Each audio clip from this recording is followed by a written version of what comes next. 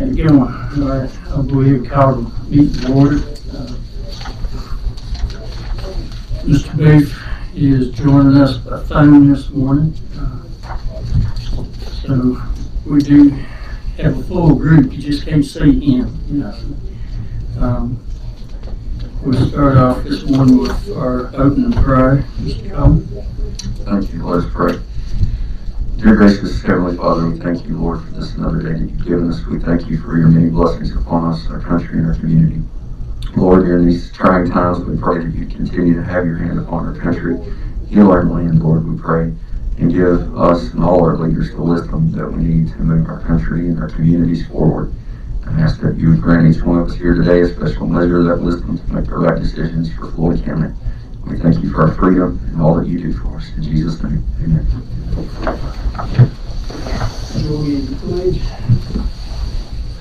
I pledge allegiance to the flag of the United States of America and to the republic for which it stands, one nation, under God, indivisible, with liberty and justice for all.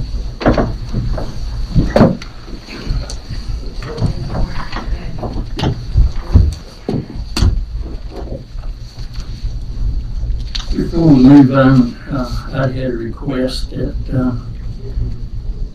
we have a moment of silence for one of our past board members that passed away, Bill Hayden. And you know, he did a lot for the county, not only on the board, but rescue and many other things. So join me for a minute of silence.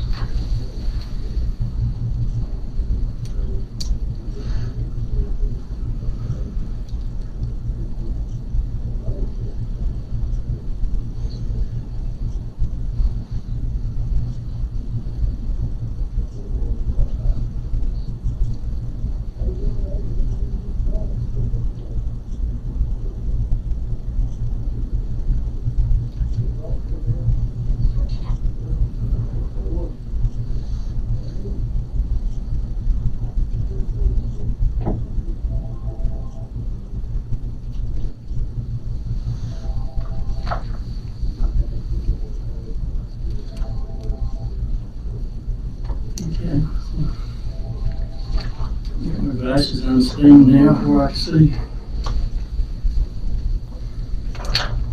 Let's give you some defrosters for her. All right, next on the agenda is approval of minutes for December the 2nd, 8th, and 9th through the 10th. Everybody was here for them. 17th. Yep. I'm sorry, what was that? And also December 17th and January 4th. Oh, yes, see. Okay. That's the ones that really have here that I can see. Okay. I move we approve all of them. I'll second. Motion and second, any other discussion? Here's none. Mr. Coleman, Yes. Mr. Yoder, Yes. Ms. Cookenbook, Yes. Mr. Booth, Yes. Mr. Kerman. Yes. Motion approved. Next is the approval of our monthly disbursements. I think we had some more around here.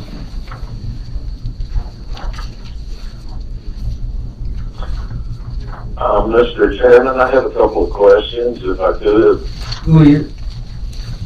On page 13, under solid waste,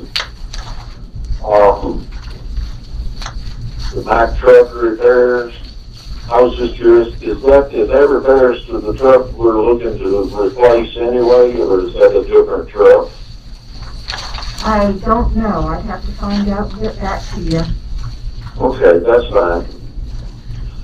And on page 14, which still is under the solid waste, I was wondering, do we know the daily loads of trash that were hauled? I know we're coming off of holiday season, usually they increase. Could we see how they compare to our normal pre-holiday, and just to see how much difference we have? We can certainly look that up. You want us just to get back to you with that information? Yeah, sometime. Okay. I We'll do was just curious. Thank you. Is there any more questions? Any comments?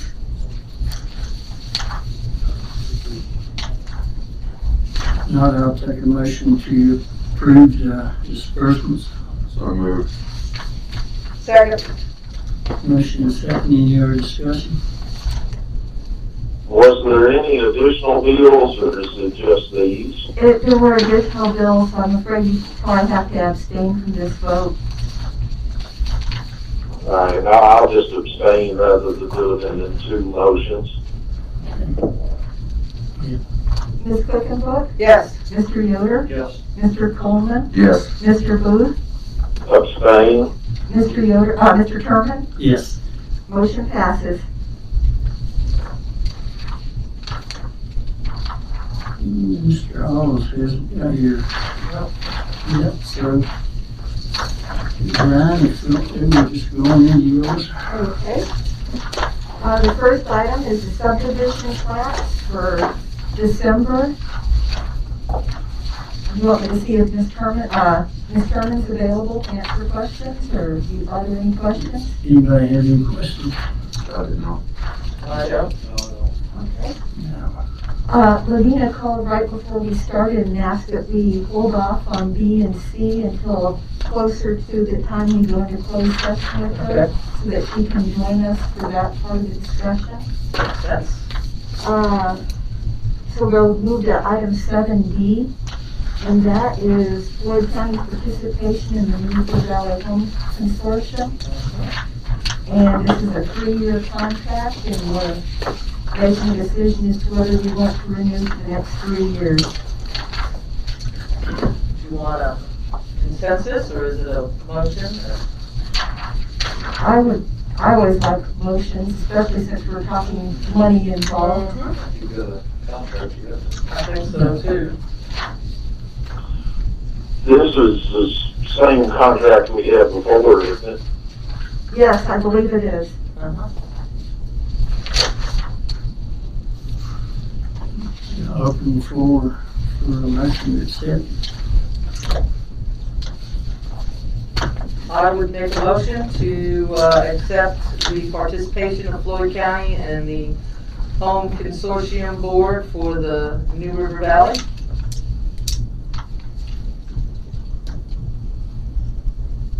Second. Motion is second, any other discussion? to make sure we're not committing any local money to this. So No, that's not the same. I'm looking at the wrong contract. Yeah, I don't think we had a contract in the, Here it is. do we have it? Yes. I was It's just looking at one the page. Right, yeah, right. Yeah, We're just committing that we'll be part of it for the next 3-year period. Now, last time we did put in some money, I want to say it was like $4,000 to be a part of it. This agreement does not give us an amount, but I would expect there might be a cost. Yeah, I remember seeing that there, a budget now. I remember us discussing it It'd be in something we budget. consider, but Right. yeah. And these are the folks that, you know, I sit on this board, and, yeah, we have been working through them with the monies that we're able to make the Habitat for Humanity. You sit on this particular board, Yes, I do. did you make a motion to accept? Huh? Did you sit on the board? I don't know that there's any, because it's not an outside group, there's no different, there's Jerry sitting on social services. And making a motion. Okay. Yeah. All right, I just want to make sure. And by being a part of this is the one where we received the money in order to do the new town homes. right, the I Habitat. just want to Yeah, make sure. Yeah, I we- appreciate that. This consortium. More legal. By being on this consortium, it's actually bringing a lot of money into the county as opposed to costing us. Yeah, it's a great group. Thank Okay, you. so I had a motion, a second. Any other discussion? Mr. Yoder, Yes. Mr. Coleman, Yes. Ms. Cookenbook, Yes. Mr. Booth, Yes. Mr. Kerman. Yes. Motion passes.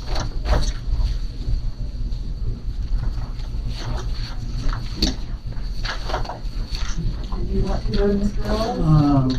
Yeah, if you want to, we'll go ahead, and that's why they may have work to do or something. Okay.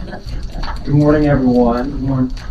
I want to apologize for my appearance. My dermatologist has been using this cream, and as you can tell, it looks like I have a bad breakout, but after it's all done, I should have all new skin, so hey, here you go.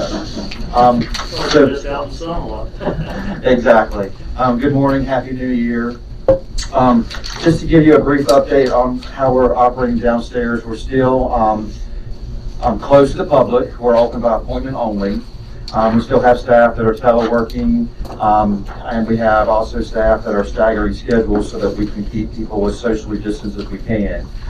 Today, what I thought I would do is I brought our benefit program specialist, benefit program supervisor, Hope Estes, with me to discuss the changes that have affected the benefit programs because of the COVID-19 and all of the different things that have been placed on hold, and to explain how once these things are not on hold any longer, it's going to really pick up the workload for the employees downstairs. So with that, Hope. And I kind of caught her off guard this morning. We had to cancel this for our last meeting, our local board meeting last week, and so she didn't realize she was going to be coming with me this morning. So I had to apologize to her about that. I think the biggest impact with my side with benefits program is the Medicaid program. When COVID started back in March, basically the state came out and said you are not to close any cases, no matter what their circumstances. You are not to decrease their services. So anyone that had full coverage for Medicaid, basically, no matter what happened, no matter if they went and got a job making $100,000 and had insurance, we weren't allowed to close them. The only ways that we can close them is if they request it, if they pass away, or if they actually move out of state permanently. So if someone goes to Tennessee and plans on returning, we can't close it, but if they move there permanently, we can. At the moment, because of this, because we can't close anyone for our renewals, they are just sort of left hanging. At this point in time, we have 379 late renewals that when COVID, the state of emergency ends, we will have to reevaluate on top of the ones that are due and all our new applications.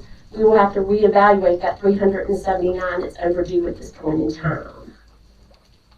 With the COVID that's hit, they had took our SNAP that was due in May, June, and July and sort of pushed them out 6 months.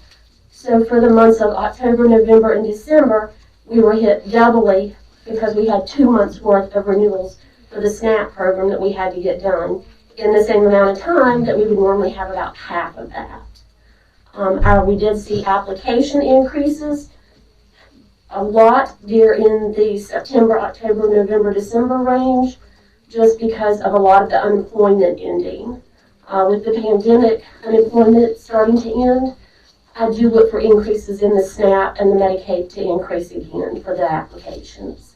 Yes, ma'am. Can I ask a question on this? So if I look at my charts, thank you for these because they're very helpful when we're following along.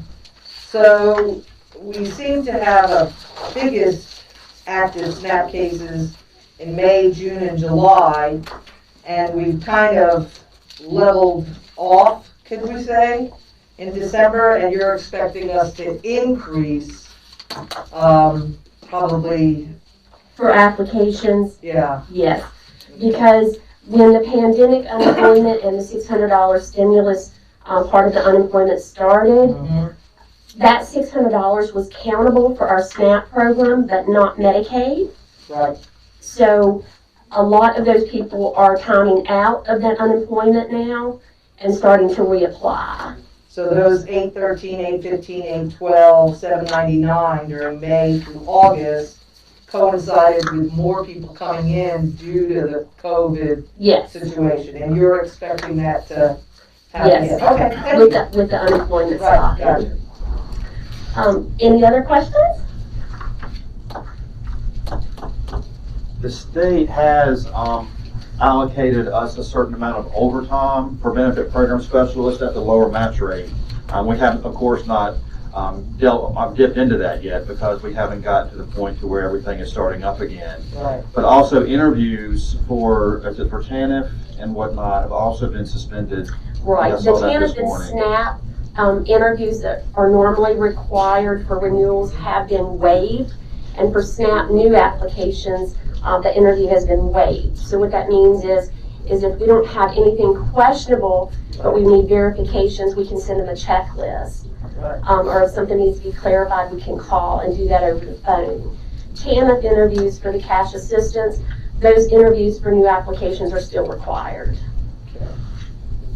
And those are in-person interviews. Can you Zoom? I actually can do all interviews over the phone, Oh, good. except for daycare is supposed to be in person. Okay, that makes sense. Well, that helps to keep staff and the clients safe. Absolutely. As can be.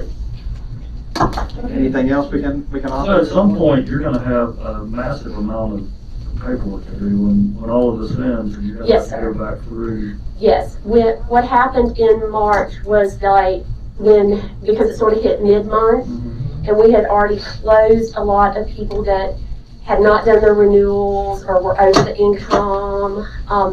The state went in and opened it in the Medicaid system, but not in our everyday eligibility system that we run.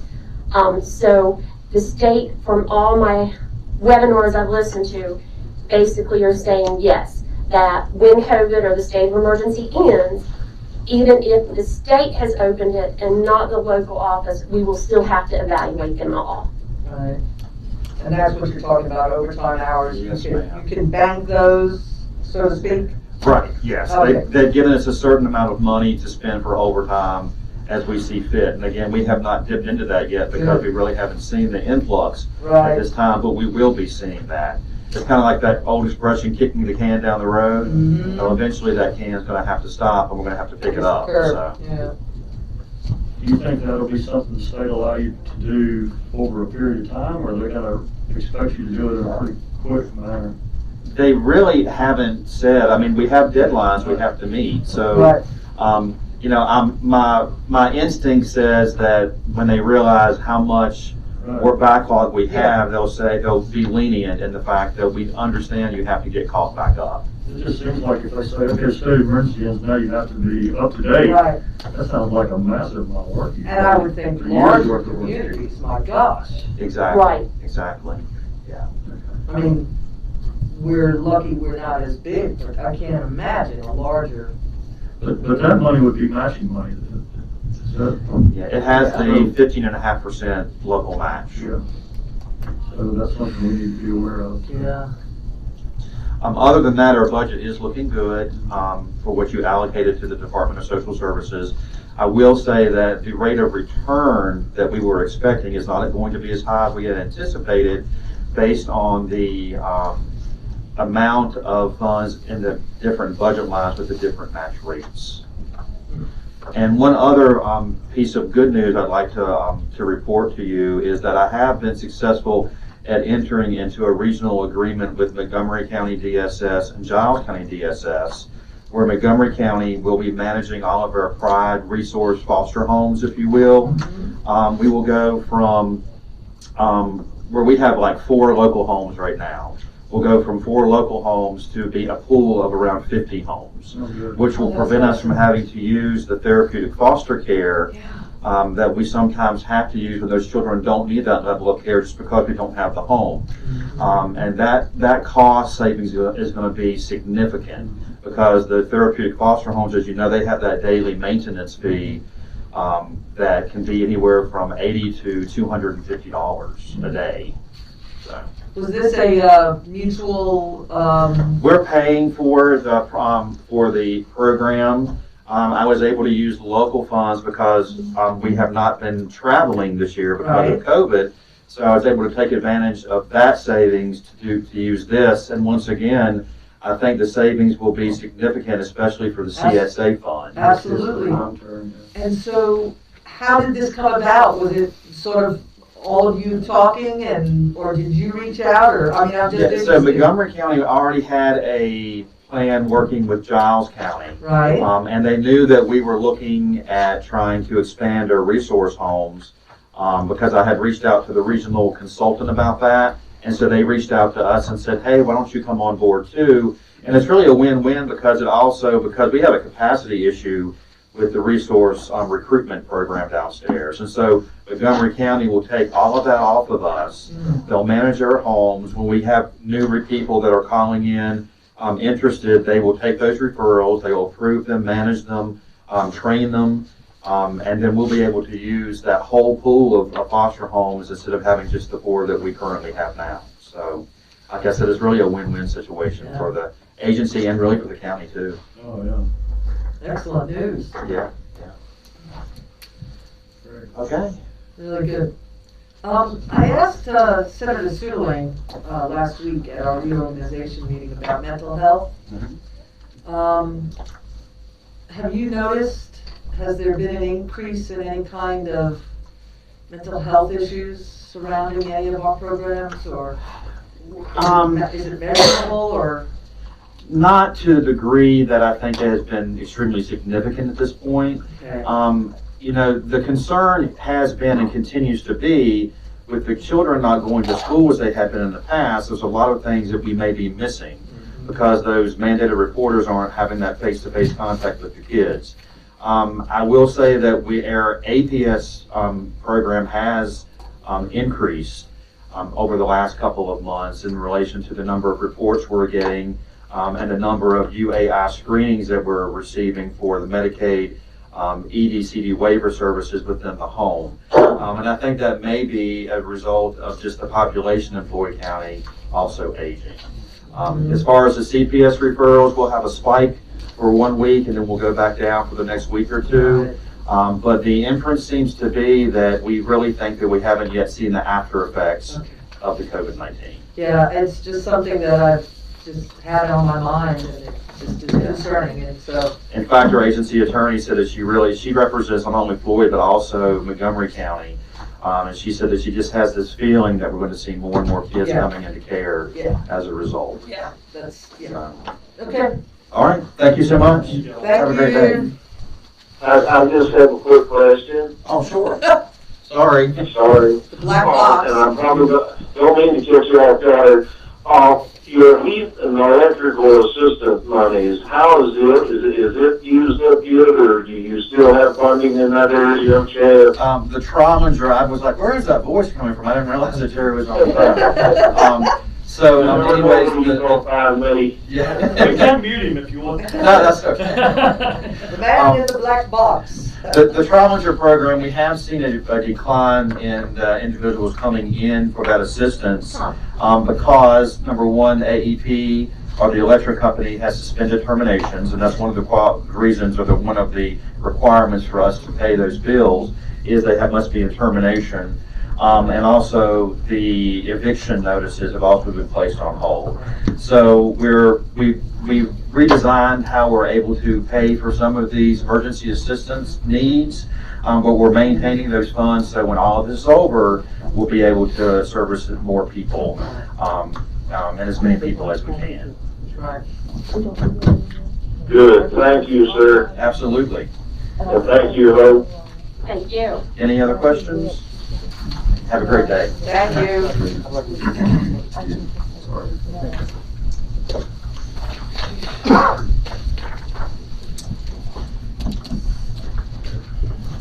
We have about 5 minutes. Brian, if you want to come on up while you're up. He's trying to hide, Joe. Yeah. We're- Enjoying watching him on the booth. I know, it's so great. Yeah, I know. I was trying to figure out how to get away furthest from everybody, so Sneak back out. keep the distance. Everybody doing all right this morning? Yeah.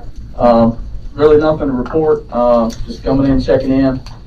I know it's getting close to the budget time there, so didn't know if there's any questions, concerns, or anything like that. Got your pencil out, are you? I got a pen out, I'm ready to rock and roll if you need me to write something down. No, I mean, at the budget, you know. Oh yeah, we can do whatever we need there. We'll make it work, you know me. I know. The only thing we're at there, we had dispatch position open, we've had to reopen it. You know, it's just, like I said before, more and more of a struggle to hire anybody to work for public service. So hopefully we'll get somebody in this round here. We're gonna be short one deputy for a while. Didn't get anybody hired for a position there, so that'll be open for a couple of months. Because the next academy won't be till June. But other than that, things flowing kind of right along. We've got one in the academy now, Tanner Dean. So looking forward to him. He started, I guess, Thursday was their first day. So if we can get him through the academy and get him out, we'll have us another officer out on the street. So, but that's all I have. Anybody? Did anybody call you on the way in this morning? I didn't think you'd have nerve enough to do something. Not that I know of. Yeah.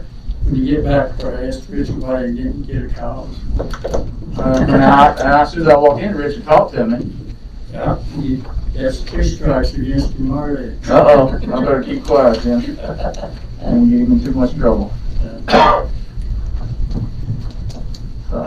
Brian, I just wanted to say, I know y'all got a lot of pressure on you right now from a lot of different angles, law enforcement in general, but I just want to say how much I appreciate, and I think the people of this county appreciate you and your officers, and coach and dispatch.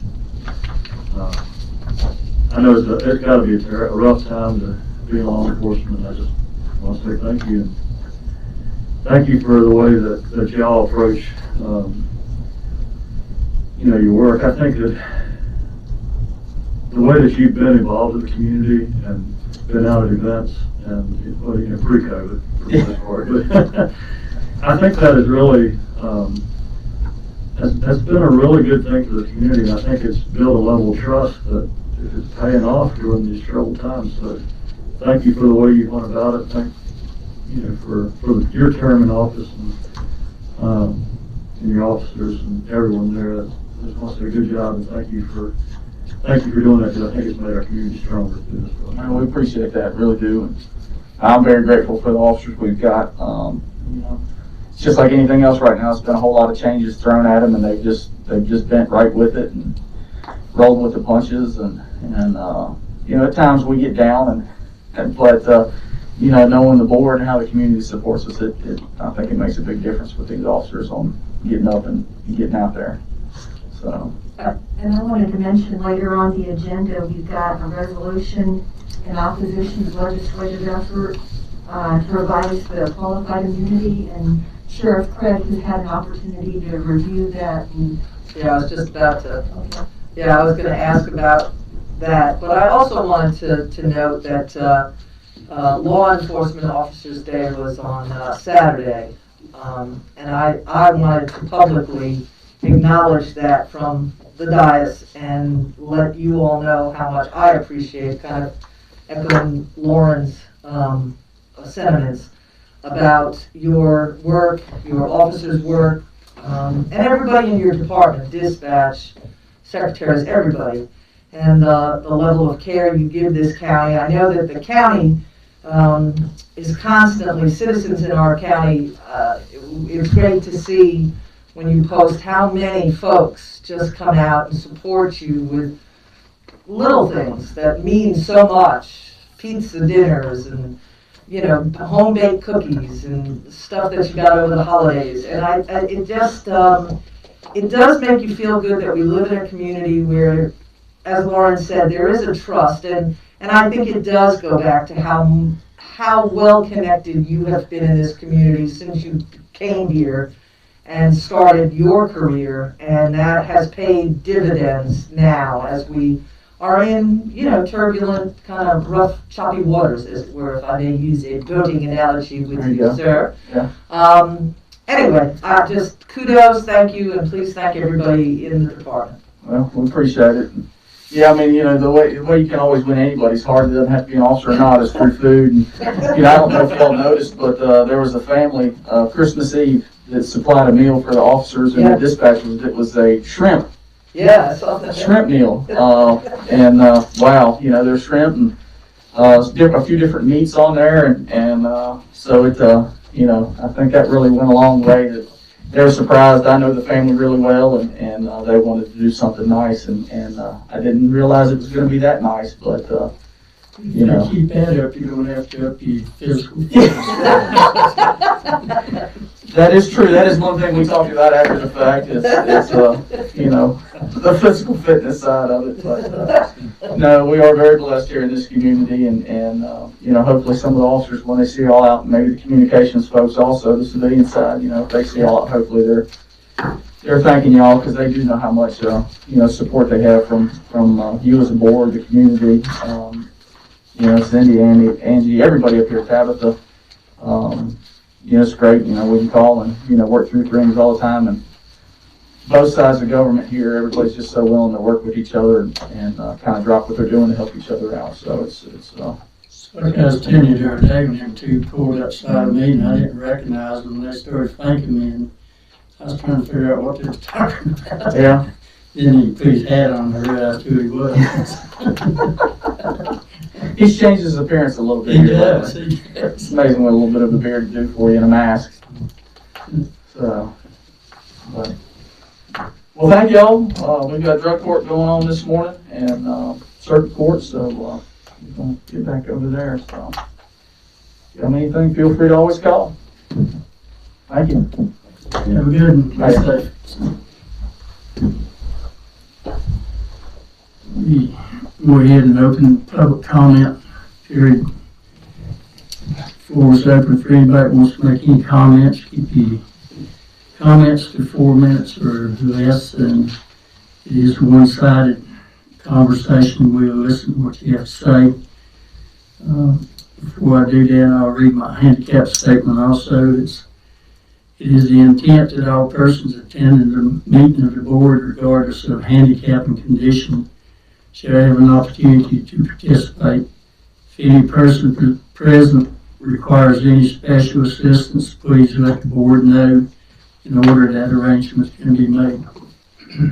So does anybody want to make a statement?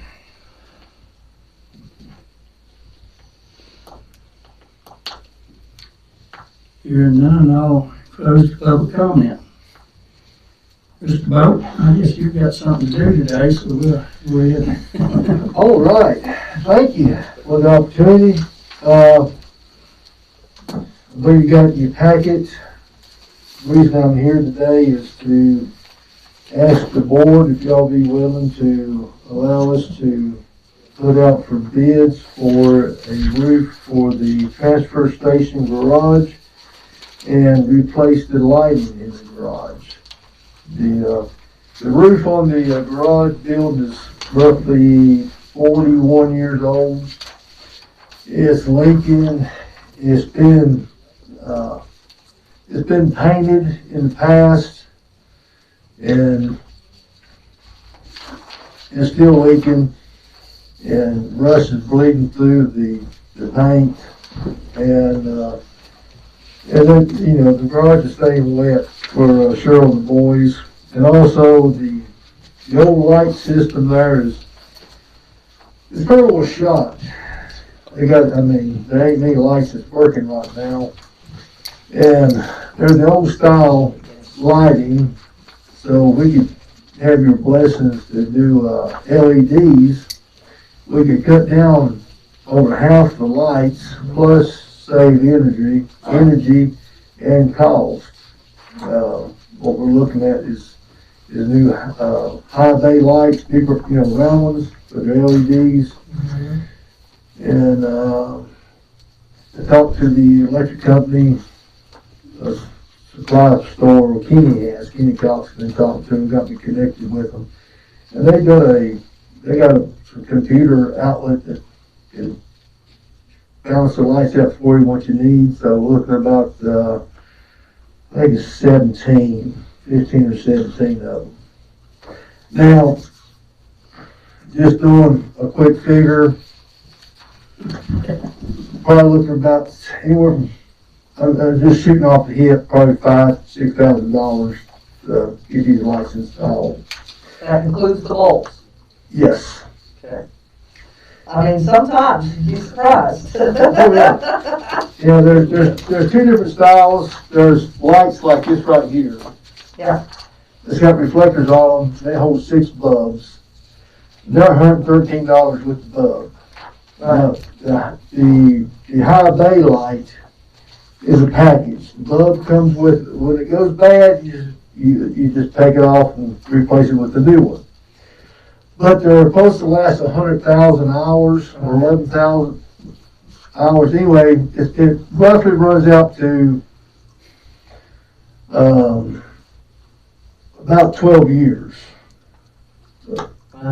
But, you know, that's constant burning. You know, when you turn them off and on, it loses sufficient. So, you know, hopefully we'll get 9 years out of it. And how many did you say? 17? I think it's 17, 15 or 17 of them. Okay. They like to bid it out for a contractor to come in, so they come in there and put a few men, some lifts, get there and take out the old stuff, put the new stuff in. That's just shooting off the hip. Now the roof system, when back last spring, Miss Terry had me to try, you know, get some prices for roofing and so forth. And, you know, since the computers issue we had, we've lost a lot of stuff.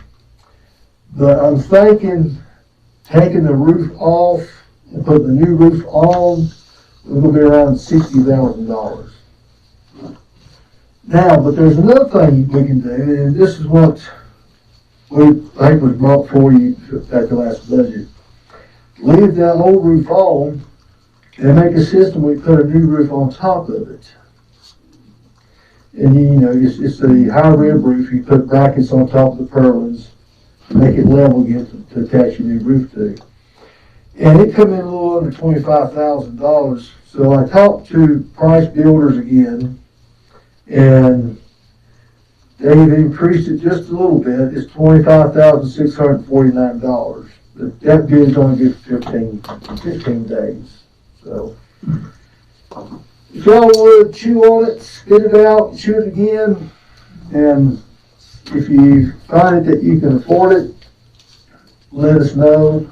Or if you'd like for me to rebid it again with other companies with the roofing system, either way you want to go, just put the skin on top of the old roof or spending more money having it renewed and a new roof put on. And I believe we had the roofing in the budget for $25,000 this year, and we do not have the lighting in our budget. Right. Yes. Thank you. Could you repeat the amounts for the roofing for both of them? I didn't quite catch that. Oh, He's here mentally. mentally here, okay. Hey, Jerry. I'm sneaking up on you. Yeah, I didn't know, I was looking for you there. The price for re-roofing the building is $25,649.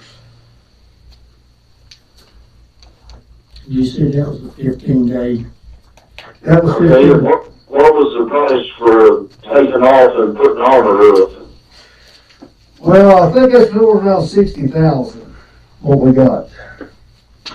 Did you say 60? Yeah, 60 dash Okay. 3 more zeros. 100.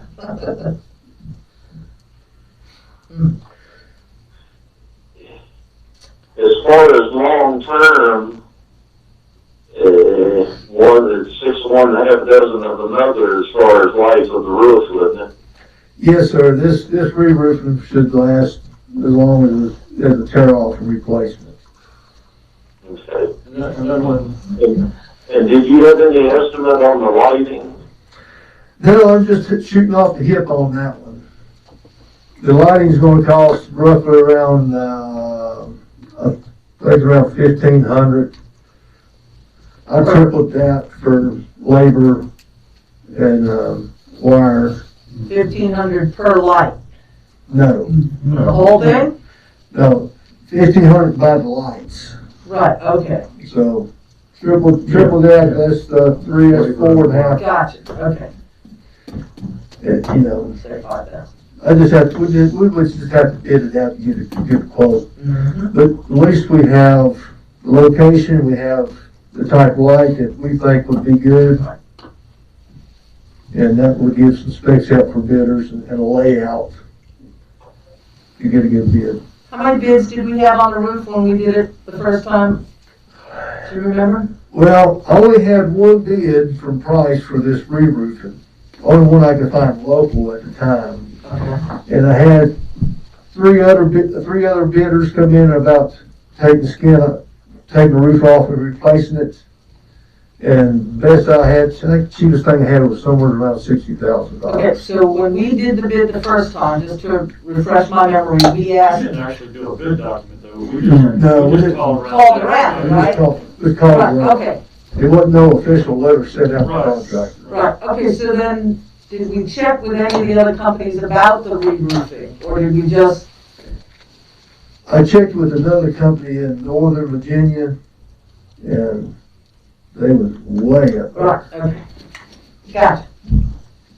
I guess it depends on what's our policy for, I'm sorry, Cindy. Well, actually, I'd refer to you, Mark. I Okay. believe it's 25,000 we can do the small purchase, but with this being slightly over Yeah. 25, I think we need to bid it.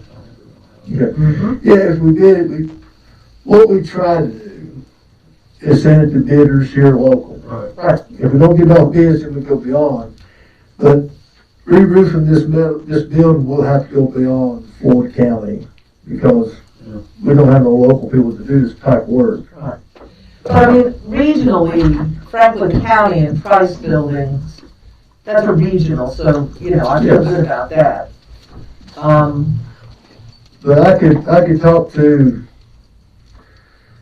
well, I let Price know that we was going to bid it out. Give them the opportunity to rebid if they like, or keep what they have. And then I could talk to Avis out of Roanoke, talk to Frith out of, Martinsville, I think, they're one doing the school system. I could try to find some more people, or we could put it out in the paper. Yeah. I think we talked to them, put it in the paper, and then Yeah, we'll see. I would do the lights too. I mean, that's the Yes. time to, All, I mean, that might have to be a separate bid. You might be able to do that on your small, We could maybe get somebody here local to yeah. bid it up to the locals here. There's no electric, there's Snowshine, there's no Right. electricians. Buffalo Electric. The ones doing the school, they give us a better deal, being they already here, you know. Possibility. We switched, go ahead, Jerry. I was just gonna ask, given if we do have to bid this out and all that process, have we looked at trying to get someone local or some of our guys to temporary patch what's there or temporary coat what's there? I think Kenny's tried it a few times, but Kenny's at the point now, he's scared to walk on it, afraid to fall through, it's getting so thin. That's why they make long poles for the rollers. Well, we definitely want the roof fixed before we put new lights in if the roof's leaking, because we don't want them leaking in on the new fixtures and stuff. But I agree, we need to do the lights. Perhaps we could, if Kenny's not comfortable, perhaps we could talk to one of the local contractors and see if they could coat it for us Depends on to how. get us through. Well, I mean, I wouldn't think I'd waste the money redoing that whole roof, but I'm gonna put another roof on it. No, I'm just talking about in the worst of the leak spots to try and at least stop it from leaking now. I'm not saying Oh, okay. not do the roof project, just something that we can do temporary to keep as much water out as we can. Well, I'll take a look into it, see what I can find. I will say that, the LEDs are definitely the way to go and the way of the future. We we have 4 days, 4 fluorescent days in my home, and we are starting to take fluorescent lights out and put LEDs in. So it's definitely a cost savings, and it's so much brighter. So it'll be a help down there too. Yeah, I think it'll pay for Anecdotally. itself. It's turned into a structural and a safety issue both. Yep. Appreciate you being on top of it. Okey dokey. Y'all just so y'all want to talk about it, and let's say you know what you want me to do. Do you need a motion? Okay. I'll be fine to make that motion to put both of these out for bid separately. Second. Can I ask one clarification? Certainly. Do you want it to be, put it out to bid as a roof over the existing roof? That was my motion. Okay. Okay. Thank you. Helping me clarify. Could I ask one more clarifying? Absolutely. Just to extend this whole process a little longer. If they're able to do the lighting under a small purchase, that would, I know the motion was to go to bid, but that may, just to clarify, if you're able to do the lighting under your small purchase, so. The intent was up to, if you needed it, you had it. That's right. Thank you. That's my second. 2 seconds. Motion is second, any other discussion? All right, jury didn't say nothing, so go ahead. Mr. Yoder? Yes. Mr. Coleman? Yes. Ms. Cookenbook? Yes. Mr. Booth? Mr. Booth? Yes. Mr. Sherman? Yes. Motion passes. Stop watching television. Well, thank y'all. His, Thank you, Mr. his That was doubt it. went a little too far and he's just disappeared, so he's working. Let's be in spirit today, already. Thanks, Mark. Yeah, we'll take about 5 minutes before we continue on. We got a little time. I guess that's the answer. You entered access code 1450317. We'll take 5.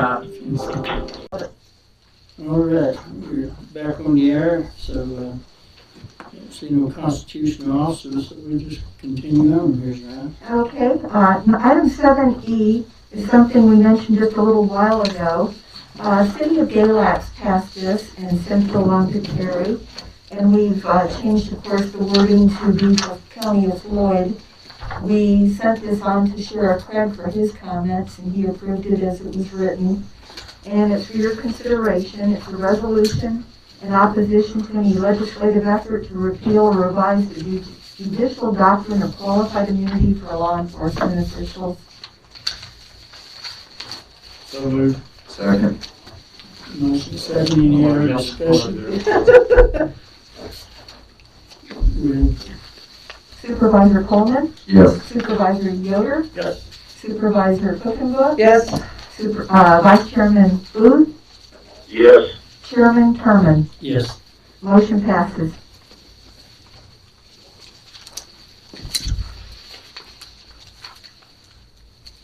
I don't think we need to wait for Dr. Wheeler on this one, if you just want to go ahead and look at it. Okay. It is a request from, item 7F is a request from the school district that we do a budget supplement where we receive $311,000 from federal funds and spend $149,230 in operations and maintenance category and $162,760 in the technology category for the school system's fiscal year 21 budget. And this was given to the school through the CARES funds, Yes, and so it's passed through as it were. yes. Okay. And there was no other documentation as to what exactly they used it for, but Well, in the page on the expenditures, it says, technology, they're preparing for responding to and mitigating the impacts of the pandemic, and that's all it says, yes. That's really up to the Yeah. Full board Yeah. members.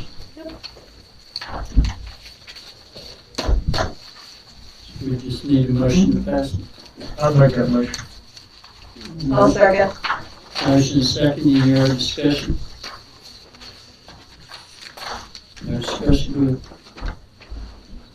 Ms. Kuchenberg? Yes. Mr. Yoder? Yes. Mr. Coleman? Yes. Mr. Booth? Yes. Mr. Terman? Yes. Motion passes. The next item, we put out an RFP for audit services for fiscal years, or for fiscal years 21 through 23. We've received 2 responses. One of the responses was from the company that has been doing our audit most recently. And then the other response was from a company out of Maryland. The company out of Maryland does do some audits in Virginia. If you look in your RFP that you received, you'll see that most of those are larger counties, and most of them are up in the Washington, D.C. area. However, they do Roanoke County. I didn't know if you wanted to meet with the 2 companies, or if you just wanted to make a decision based on how responsive what we have before us is to what we had requested. We need to have this done by probably in the next few months, wouldn't we? Well, we usually have what they call the preliminary phase, Right. field work phase of the audit. They usually start that in March to April. Right, so the next one. Yeah. And if I remember correctly, the way these are handled, we choose a firm and then negotiate with them on the price. Correct. And then if you were to choose a firm and negotiate on price, and for some reason could not come to an agreement with price, they're automatically eliminated, Right. and you go to the next firm to negotiate price. You cannot go back to the first one after you find out price. Professional service. So, and if it turned out that you didn't like either price, you're going out to bid again. Yeah. The group that we currently use, we've had no issues really with them. They have been very good to work with. Not only do they do good audit services work and know us and know our accounting system, Right. they are very responsive whenever any of us have just questions as to, on a daily or monthly basis on, here's something new we've encountered, how do you recommend we handle it? I mean, does anybody see a reason that we would want us to? I guess the question I have is, have you or any of us seen any advantage with this other company with their, I didn't looking through it. I didn't. I've always been very impressed with the farmers and Robertson and Rocks every time they've been here. They've done outstanding. Very job. professional. Very local Yeah. representation. I like them. I also think that, I'm sorry, I also think that it's really important to note that they're always complimentary of our staff as well. They always say how much you work diligently to get everything they need, and I just, that's important too. Do you have any input, Jared? I don't see any reason to change. I think they've proven themselves. I think we should enter into negotiations with RSC and see where that goes. Is there a motion? I can make that a motion. It's needed, yes. If you would. I will. All right. We got a motion? Second. Motion is second, any other discussion? Here's none. Mr. Coleman, Yes. Ms. Kuchenberg, Yes. Mr. Yoder, Yes. Mr. Booth, Yes. Mr. Terman. Yes. Okay, motion passes. whole lot easier than last time. Yeah. Do interviews. and all that. Yeah. I've always said if it's not broke, don't fix it. Well, sometimes I think in these cases that you can have someone that does a really good job and then have someone that does a better job, but, I don't really see that in this particular case. No.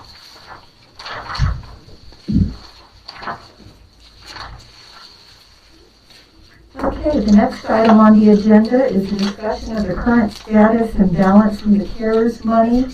And in addition, you'll notice that you received a request from the town for some additional assistance.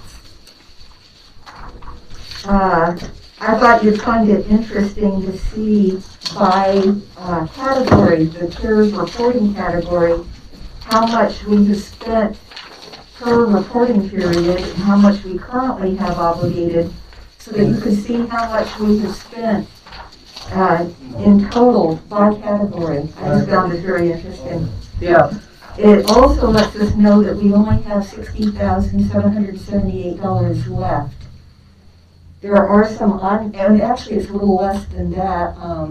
Tabitha yesterday, she had to purchase some software in order to be able to film these meetings so that we could avoid the issues we had on the January 4th meeting. Right. And then we constantly have ongoing departments buying Lysol or cleaning wipes or something that we're charging to this. So it's actually a little bit less. Right. But we know we have ongoing monthly expenses of $37.55 for the COVID cleaning, and also the Adobe software that assists us with these meetings. So that's a monthly fee. That's a monthly fee for both of those. We could purchase that for a year, but before we didn't, just because it was going to end in December. So Right. I'd like to say one thing about the town's request. The town, if they had known that it was going to be extended a year, would not have put so much money into the PSA project. They would have held some back in order to continue with their monthly expenses. Because just like us, they have ongoing monthly expenses. But with the concern at the time that it was going to end, they wanted to spend their portion totally down, and that's why they kicked in so much to the PSA meter project.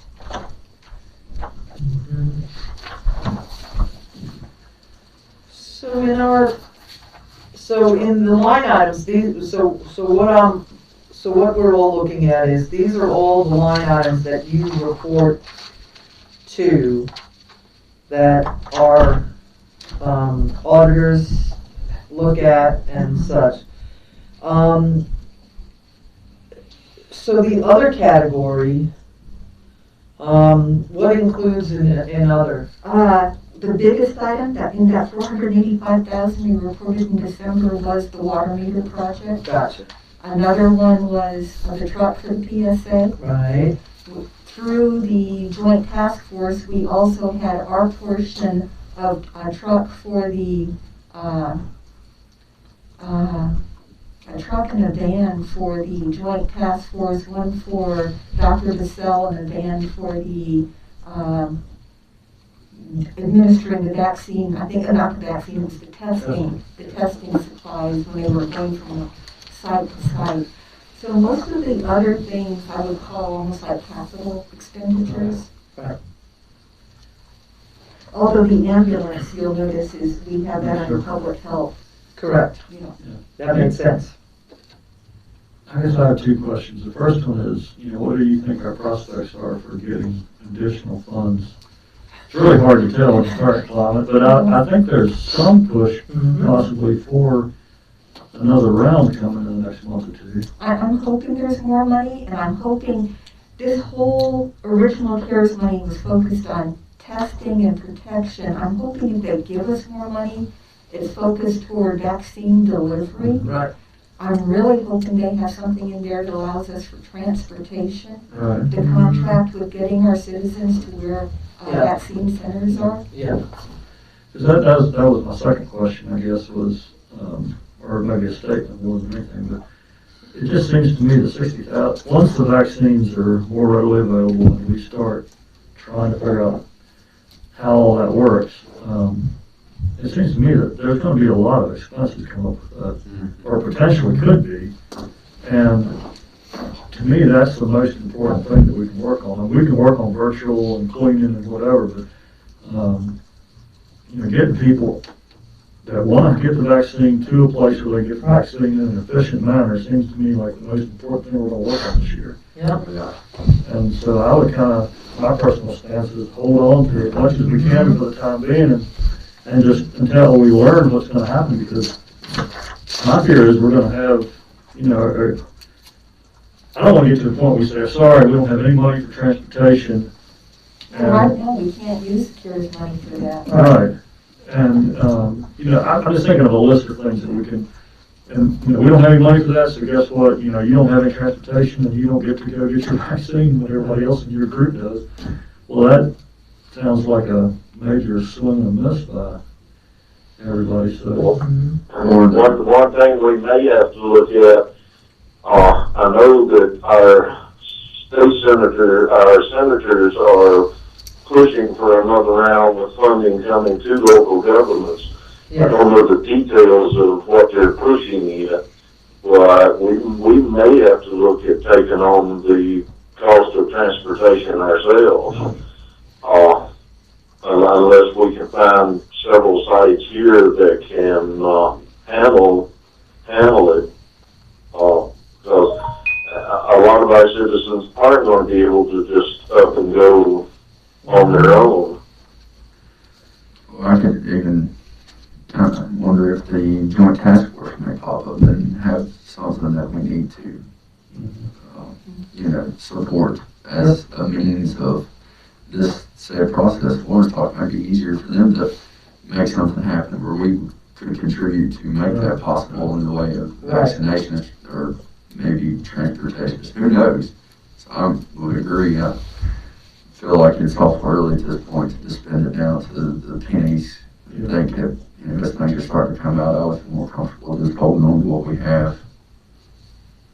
For at least a few more weeks until we have some At money. least, Yeah. and A then, little more direction. Because, I mean, you may not be able to pay for transportation, you might be able to pay for cleaning costs of the vehicle, you know, that you transport. You know, there's probably going to be, or cleaning costs for facilities here that we can host sites. And I don't know if this is the appropriate place in the agenda to talk about it, but one of the things we're looking at is a vaccine center here in Floyd. The library has offered up their facility. There's a person on the joint task force named Curtis Witt, who would have to come out and review the facility to see if it would meet the needs. And then after he approves it, the process would be that the VDH would let us know about a week in advance that on Wednesday, such and such a date, we're coming to Floyd, have your facility ready, and get I don't know if they'd ask us to get the message out or they'd already have the appointment scheduled. Right. But they'd come and they'd do a vaccine distribution here. But you're right, while we couldn't do anything for transportation, we could hire our cleaning company to do a COVID cleaning after the vaccination centers, the facilities. Each day, or, you know, there might be that it's 3 days in a given week to try and get as many people in Floyd. I agree that it's not that the request isn't a warranted and valid request, it's just that, especially with vaccines, and like you said, the idea that, you know, residents should know that Floyd is being looked at. Floyd is not, you know, Floyd is part of this regional task force, and that's an important message to get out to folks. So thank you for bringing that up, because, yeah. Well, what about the town's request? I mean, I can see approving it because they have ongoing expenses, as do we, that is going to be eating away at that 60,000. Yeah, I know. Mr. Booth, Would you, go ahead, Jerry, then I'll ask. would you consider Cindy finding out a breakdown of that request? It's one thing the cleaning of the restrooms and that sort of stuff, but at least give a number on what the telework and the virtual meetings costs are. Absolutely. And consider that amount anyway. Okay. Because I I mean, I know there's cost there, and it's just like cost with us, and, I think we're using some of this funding to continue to be able to call in and virtual meeting ourselves, and I just wouldn't want to, I don't want to put them in a position where it's putting them in a bind myself. I think what I would tell them is just keep track of their costs, and we're gonna try to sort it out, but right now, we're not really sure where we're gonna spend the money yet. I mean, really, 1 month's worth of cleaning shouldn't bankrupt them while we try to figure out where we're gonna be the next month. One concern I have is logistics as far as if we are able to host a vaccine site in addition to cleaning. If you look at these testing facilities, I mean, there's a pretty detailed pattern of getting people in and out, cones, signage, Right. and if you have 1 or 2 days of a vaccine clinic, with addition to cleaning and the logistics of having that set up. Yeah. I'm kind of worried for like funding left. I mean, it could be a lot. I feel like at some point if there is an additional money coming from the feds, we may have to dip into contingency because I'm sorry, y'all were breaking up again, and I didn't hear much of that. Could we at least get Cindy to get a breakdown and bring it back to us at a later meeting? Yes, I'll do that. yeah, I don't want to tell the town no. I'm not at all trying to say that. I just think we need to slow walk this and as we learn more information. And I think really all of us, the town and the county both probably can bear the weight of it for a month and then have those bills repaid if need be. Jerry, I had a question for you. I don't know if you can help me or not. It may not be feasible. But the community services building down here at Dr. Marshall's old clinic, is that do they have a place that they could, set up a vaccine site? Because you can drive in top and bottom. It'd be pretty easy for anybody that's got a handicap to get into. I think so. I put the floors in that when Miss Marshall had it, and it was, the basic inside was still laid out in the individual rooms. And then you have one big area in the back. You have a front entrance and a rear entrance, and like you said, you have the covered drive-through area in the back where, if somebody had to come out and do something, they could. I would think that, I don't see why the regional board wouldn't agree, but I think you'd have to put in a formal request to Mr. Pritchard and let him pass it out to the board, but I think the facility would work. If it's still laid out like it was the last time I was inside of it. Another thing that one task force asked us to look into was having a testing center here in Floyd, and I had planned but had not yet reached out to Mr. Pritchard about using the facility which you described as being so perfect is actually for our testing site as opposed to our vaccine site if the library works. Yeah. It might work better as the testing site than a vaccination site, the way it's laid out and all that, but, try and get when you're at a point in the process, get with, Mr. Pritchard, and then I'm sure he'll relay it to the rest of the, services board. Okay, and one thing for the testing site, we're in the phase now that if we have a testing site here in Floyd, the way it would work is that VDH would supply us with the self-testing kits. People would drive in and they would get the kit and be coached by somebody on staff. That's why I was hoping community services would be willing to take this on because they might have the staff that could do this. Yeah. But they would coach the person on how to do it. The person would do it while there and turn the kit in to the New River Community Services, who would input the data into the Virginia Department of Health system. And then these kits have to be delivered to a site in Blacksburg by a certain time on the days it's done. So it wouldn't be every day, but it might be 2 or 3 days a week. Yeah. Because there's a certain amount of time that it's a viable sample.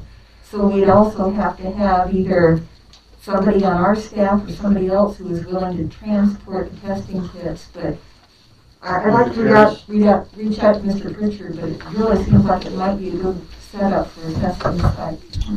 Would the CARES money cover the testing costs? As I understand it, the BDH would provide the kits to us free as part of the joint task force.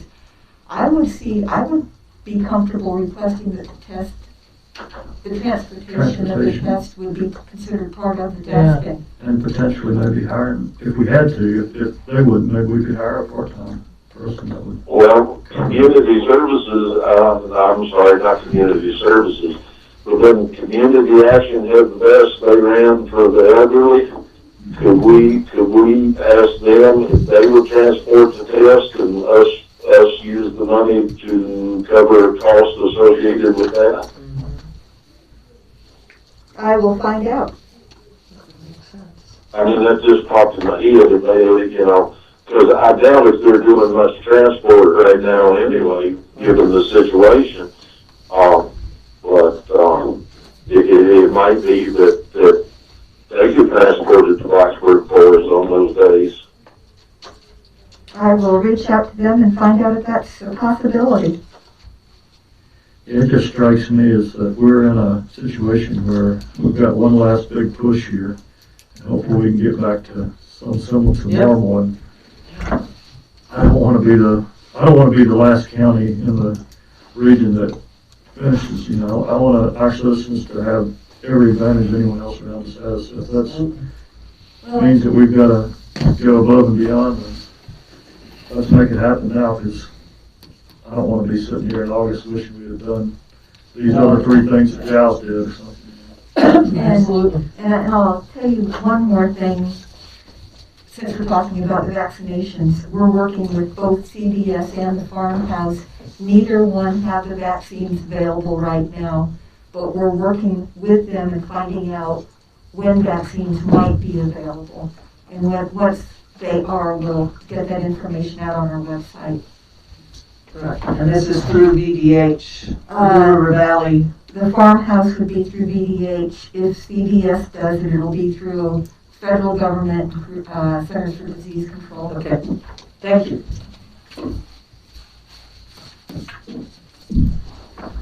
Did I get anything else?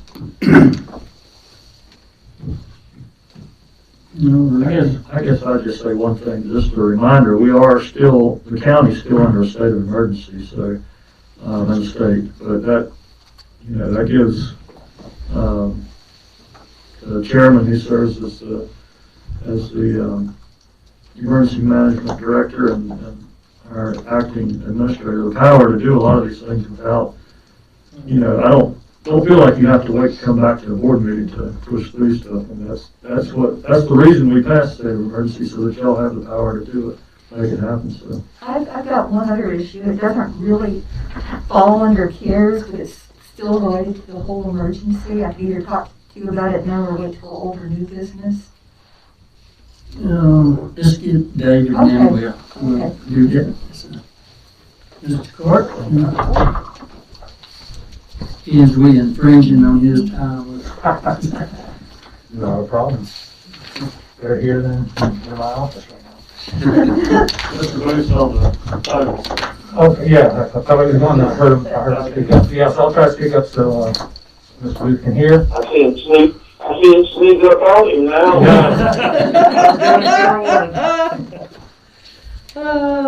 So, well, the past month has been a lot of, as you all, as everybody's been experiencing, weather events and holiday and vacation and stuff like that. So we've really been concentrating on trying to catch up a lot of just ordinary maintenance stuff. So the list of gravel roads, of course, they always need it in the wintertime. It snows, you push gravel off, you put it back on, and potholes and moisture and stuff.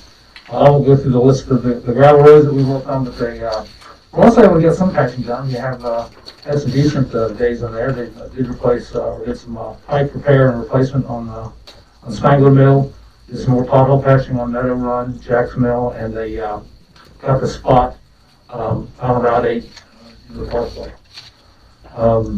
Doing a little bit of brush removal, we'll go through those, either some shoulder work on Route 8, some ditching on several roads, and probably will continue to do that into the next month, because you're always dodging weather and stuff like that, and it's a good time to catch up on those things that in the warmer months we're using a lot of asphalt and things like that. It's not available now, so we catch up on that other stuff.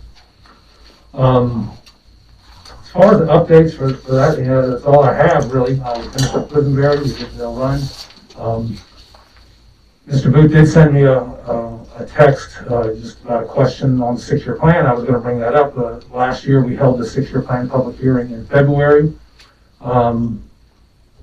The board can hold it, pretty much whenever they like to in the spring, February, March, or April.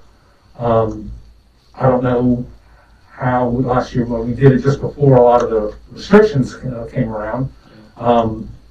It was tough getting some of the public hearings in under the guidelines, and I don't know how this board is handling other public hearings or whatever. But I'll gladly do whatever the board would like to do as far as the public hearing goes for the 6-year plan. Generally we can schedule it. Like I said, last year was February. You can do it for February. We'll figure out what to do. It's the 25th, because we usually do it at the night meeting, not the second Tuesday. Could I make one suggestion on that, maybe? I think it'd be appropriate to maybe wait a little bit and hope that we can get a permanent county administrator here, because I feel like that's maybe a question that will come up right during the year, and if we potentially hire someone down the road, maybe that would be a good thing for them to be involved in, just so that they have the knowledge of what the community, hear the input from the community. So. And that's fine.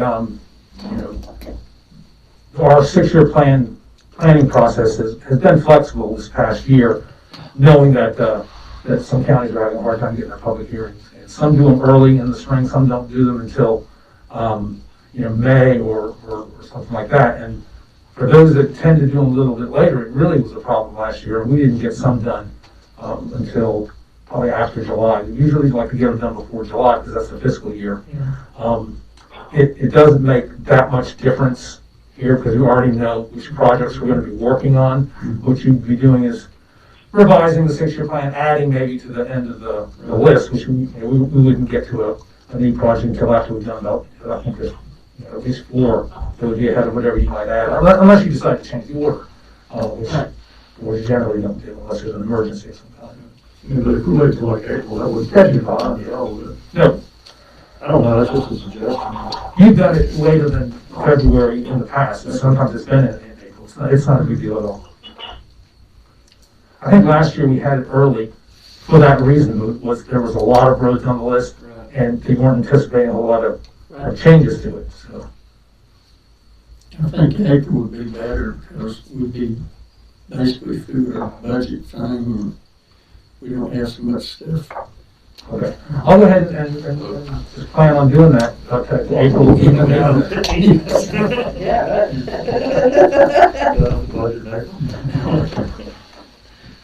Yeah, I don't usually like to go beyond like May, because boards do tend to get. Well, other things are taking up their attention as they get close to the end of the fiscal year as well. That's all the updates I have. Like I said, it's mostly just ordinary maintenance stuff, dealing with some pretty decent winter weather, and but I'll take any other requests the board might have. I don't have anything major. Wanted to say thank you I saw the patching yesterday on Jackson Hill. That was really nice. I'm sure some people appreciate it there. The work on Route 8, wonderful job out there. We appreciated that the first time I drove through it. Didn't have to dodge anything. So really appreciate getting that done before it got really cold. Really the only thing that I've heard from people is just back roads, typical, potholes, that type of thing, and I think that's going to be, with continued weather, it's just one of those things you keep working on. Especially if you keep getting as much moisture. Yeah, and it's been kind of this freeze-thaw cycle right now that As a farmer, I wish it would just freeze and stay below 32 all day, because it's that freeze-thaw cycle that just keeps breaking things up, mud and then freezing and mud. And I think this past year has been one of the wettest that we've It had. has. Yes. The last 2 years, really, have been some of the worst. One thing that I had somebody say something to me about is just the shoulders on 221, probably from Copper Hill on back. I think there's a couple spots between Copper Hill and Check, and then it might be in Linda's district, I'm not sure, but on back toward Floyd, maybe between Stonewall and King Store Road. I think it was somewhere along there that there was There is. the rain has washed out the gravel on the side of the road, so there's the pavement and then a ditch Yeah. and then gravel, and just trying to clean up some of them sometime, in your spare time. Yeah. Yeah. No, they write those all the time. Wouldn't be surprised if they don't have that schedule. Okay. It's a real problem always on Route 8, kind of north of Right. town, because you got the steep grades and stuff like that. You get it on 221 as well. I just noticed a few spots there and had someone talk about the spot in your district. Yeah, But anyway, thank you for all everybody's work. yeah, it's a gully. It's a big one. It's between Stonewall and King Store? Yeah, right in, Probably yeah, can't miss it. yeah, it's right in there. You can't miss it. Right. Good There is idea. there is that tree, that's still, and this might be a new one, on 615 between Thunderstruck and Bethlehem Church on the left, going down Poff Hill.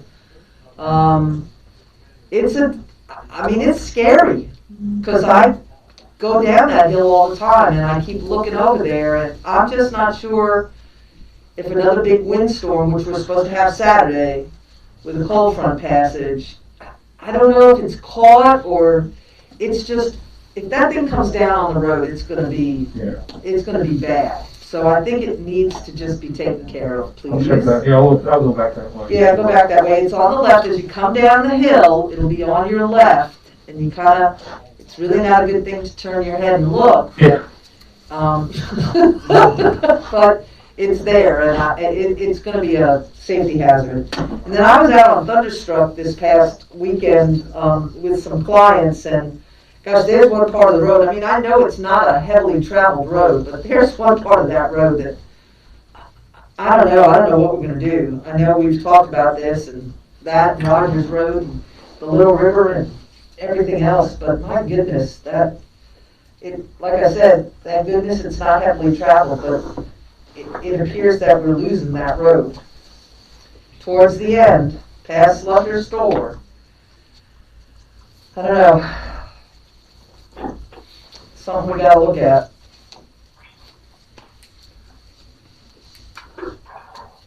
That's it.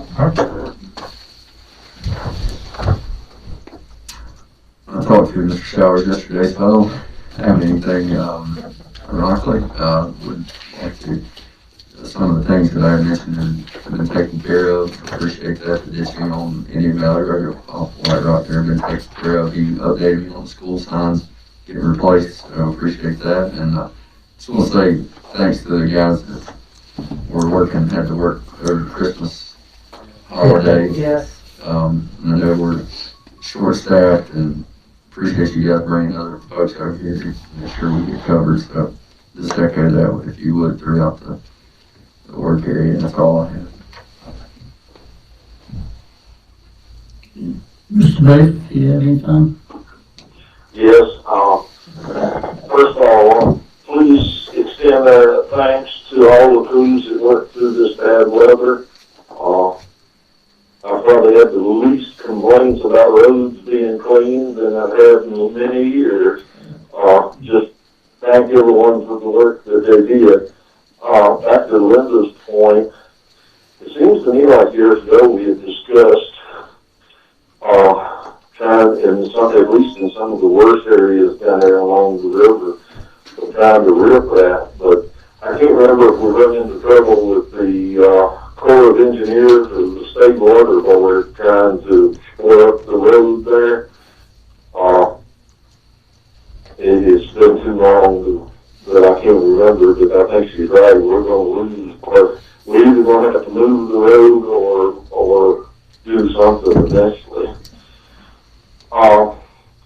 The road I texted you on, Woods Gap, I explained to the people how the process works, and I also explained to them that if we had someone that wouldn't sign, you know, we do have the option of the rural rescue, but I wasn't recommending it because once it goes in there, it stays that way forever. Between now and when we get into the 6-year road plan, could someone with DDOT go back and look? For some reason, I'm thinking that was proposed within the 6-year plan at one time or looked at, and actually had a property owner that refused to sign on that road improvement. If they did, and it's the same property owners, before we, you know, get into too much design or looking into it, may want to approach that property owner again to make sure that they're willing to sign whatever they need to sign this time. I can take a look and see if it's been on the plan before. Okay.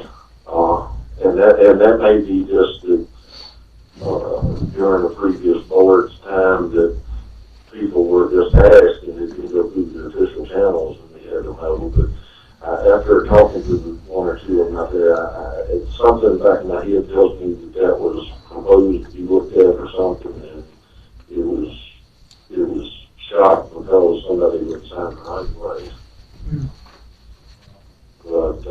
But that's really all I have. And like I said, I want to thank everybody. Please extend our thanks for all the work that people did during our weather events. And thank you for all you're doing as well.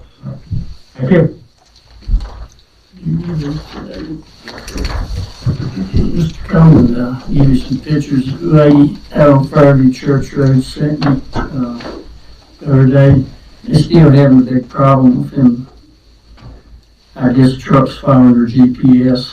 And I rode out there the other day, looked at it just to make sure I remembered it right. And I don't see how in the world they think they can go through that curve.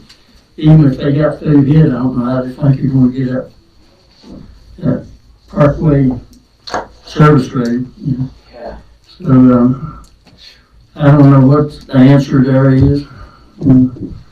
About Justin sitting out there stopping every time they turn in. Maybe one of those signs. Yeah, they don't even read them. They got them up on 221. They still go down Indian Valley. It's better though. A little bit? Yeah, there's one the other day and he was local, you know, and had the road blocked up out there. And, you know, I don't know what the answer is there. They don't realize that those signs it's not meant to be punitive. It's actually for your own good. Right, Yeah, for all drivers, Yeah. not just the bad ones. Yeah. It's like touching the wet paint, you know. They really touch it anyway, you know. So,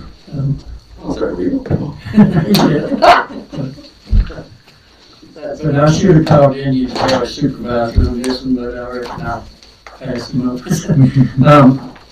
And I'm not disparaging, you know, the guys, because I know it's a hard job removing snow. But that little road from 221 to Shady Grove on Mar Fork Road, and then I know there's a couple other side roads. Apparently they got the blade too deep, and they rolled all the gravel and stuff on the edge, and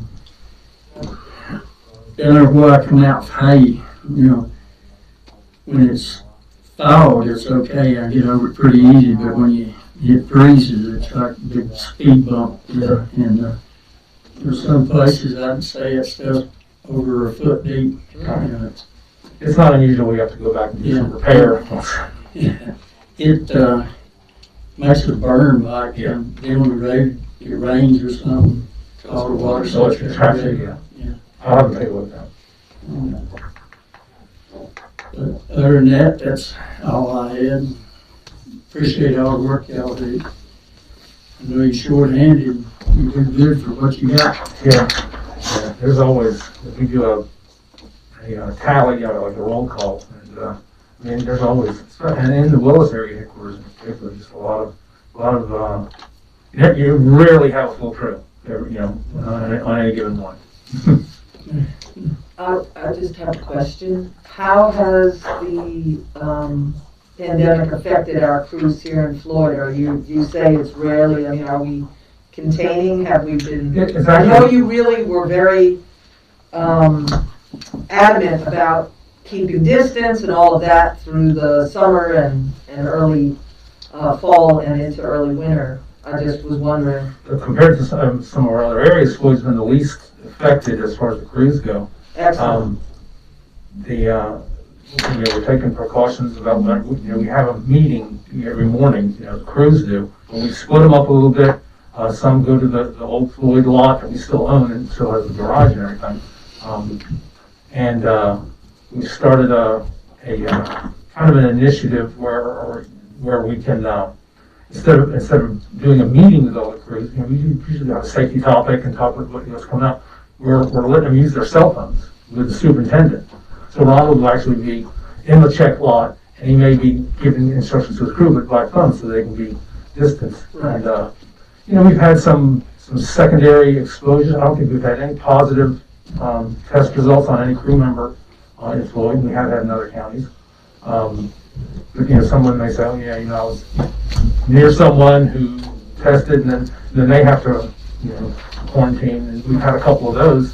But really, it's not been bad. That's great news. I just we're wondering as we're facing almost the year now anniversary, and just I just really appreciate it. I want to echo what Justin said too about everybody working so hard through the holidays. It was a beautiful snow day up to on Christmas morning. There is no doubt about it. But I thought about our road crews too and how they had worked overnight. They did. And that's another thing about the coronavirus precautions that we have to do. We've got statewide policies on that, and those trucks are shared between the day crew and the night crew. So we have to bring them in, they have to open up the doors, blow the air conditioner or the heater, and let it sit and air out for like a half an hour. Before you can put another person there and wipe it down. It's all these precautions we go through. It makes the shift change tough, and that's usually the most vulnerable time anyhow, because you take the truck off the road, switching it with another person to start their 12-hour shift, and then get back on the road. You're trying to do that as quick as possible without losing any ground to the weather. People don't understand, it's just not pushing snow. It's a lot different. Yeah, well, obviously our crew's been doing a great job because you're a testament about how we've been as healthy as we are. They've been very conscientious about it. That's good. Kudos. All right, well, thank you, and we'll work on getting that public hearing set up, and hopefully by April we can do it in a more normal type way. Yeah. Excellent. I may, before we get started, I need to make a phone call because I think I got a cattle problem. We'll take a short break. You get her and Jerry both on the same thing? Don't be fighting y'all. Yeah. Go ahead, Daniel, what you got for us?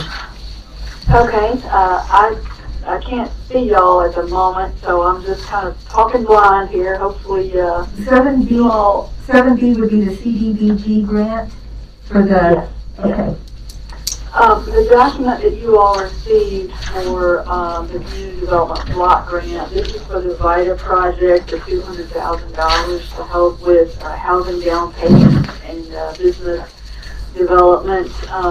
There was one page in there that they approved changing this morning. I noticed if you turn to page 3, they had mistakenly put that equal 12 months to complete the project.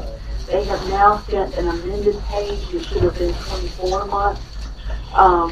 So if you all, when you make your motion, if you would just note the amended document reflecting 24 months, that's the only And we were, change. I was able to get that off the email you forwarded, and I printed it out, and they have it. Wow, you are so on the ball, Cindy. I didn't have time for that. I took advantage of this break and got it out to them. Great, okay. So I'd be happy to answer any questions you might have. I just wanted to make you aware of that change. And that was the only change made, right? Correct. Okay. It's page 3, number 7. Change from 12 months to 24. Need a motion to approve? Yes, I'll make that motion. Second. It'll be amended document. Got a motion and a second. Any other discussion? Ms. Brown? Ms. Cliftonville? Yes. Mr. Yoder? Yes. Mr. Coleman? Yes. Mr. Booth? Yes. Mr. Coleman? Mr. Sherman? Yes. Motion passes. Great. Don't feel bad, I'm answering for him.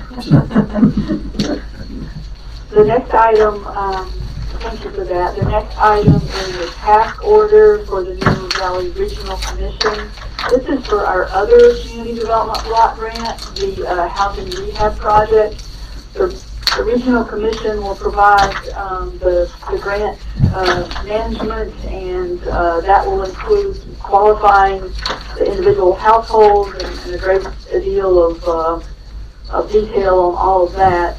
The $80,000 for this contract is fully covered by the block grant itself, and you'll note that it is for the 2 years plus 3 months to allow them to help us with the closeout documents at the end of the project. I'm happy to try to answer any questions you may have.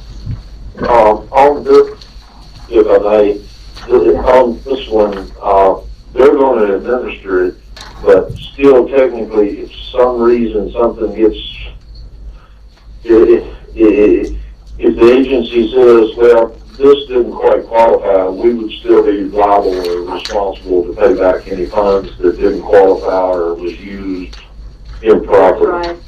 That's right. The county will still be the ultimate sign-off. The regional commission will help prepare documents, but it's still a county project. And in terms of the selecting of contractors for each project and the paying of those things, you all will actually need to formally approve a committee, which could be the same group as the management team or some subset thereof to be involved in that process. And so we will be bringing that all to you and the other documents either at your meeting later this month or your first meeting in February. I think we have until the 19th of February to get all of the pre-contract documents done for this project.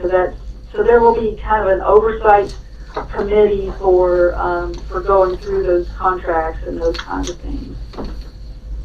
And that committee will be reviewing to make sure they qualify, correct?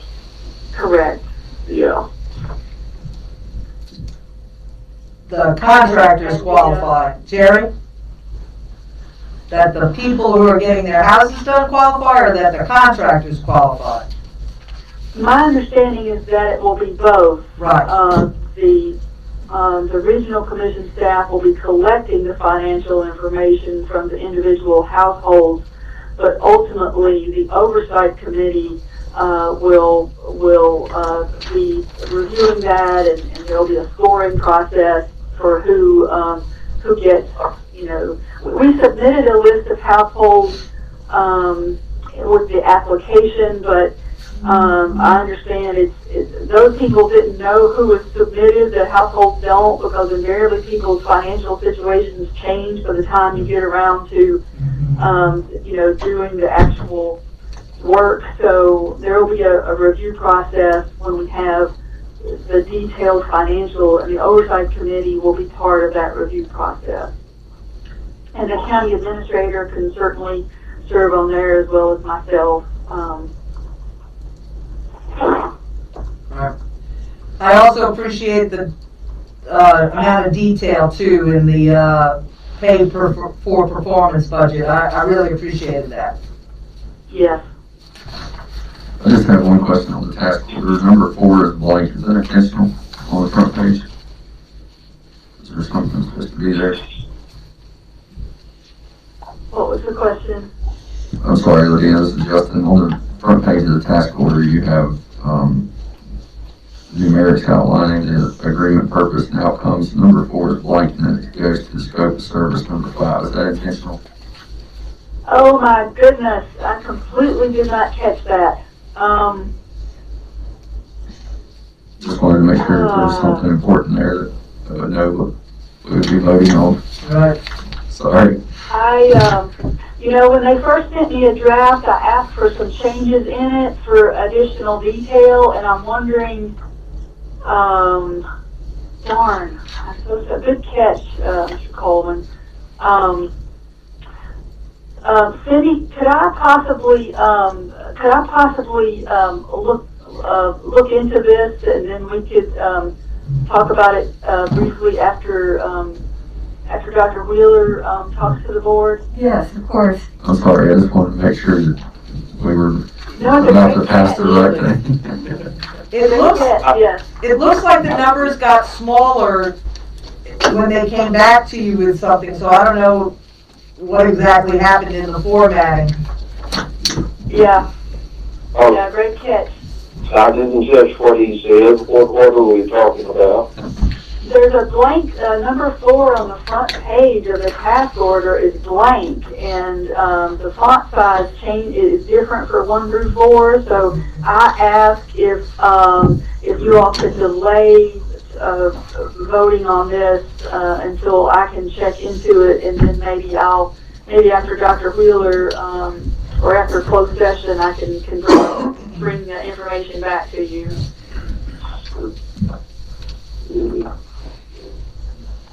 Yeah, we'll just put that on hold for a few minutes with Dana. You're talking about the one that starts with financial oversight? If you're looking at the PDF of everything, it's page 86. On the front page, it's Community Development Block Grant. Then it says task order between Floyd County. It's on that very front page. Number 4 is blank. I missed that. Good catch. I did too. Mr. Coleman caught that, so. Already filled that Yeah.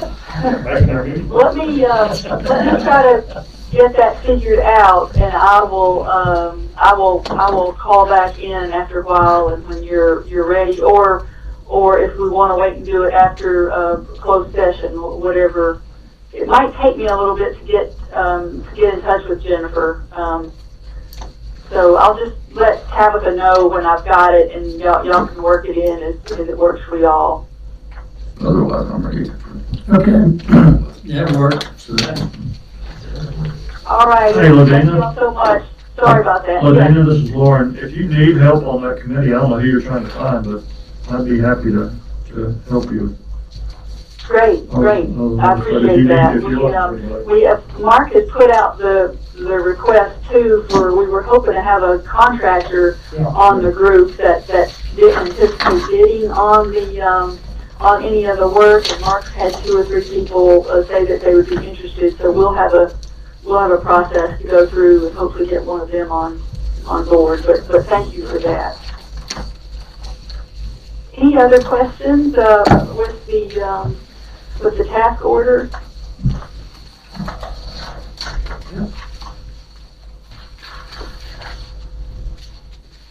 Apparently not, so, Okay. All right. Well, I'll be back in touch after a while. Thank you. all right, thank you. Okay. Bye-bye. We got you right on time, Dr. All good, appreciate it. Happy New Year.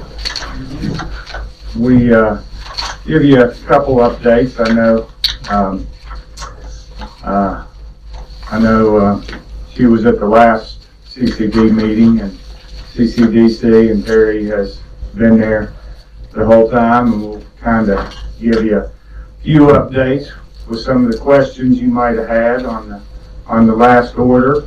But I'll let Ms. Sunshine Erica come up. She has the questions for you. We can let you look at them and go through, and we'll kind of both tag team on this. But right now, it's going very, very well from the standpoint of we got a great contractor. And Timmy Cox and I both, but Timmy Cox lets me know he's staying on every subcontractor there is. And he's done a great job with the HVAC upgrade and with this one. But Frith is really, really good.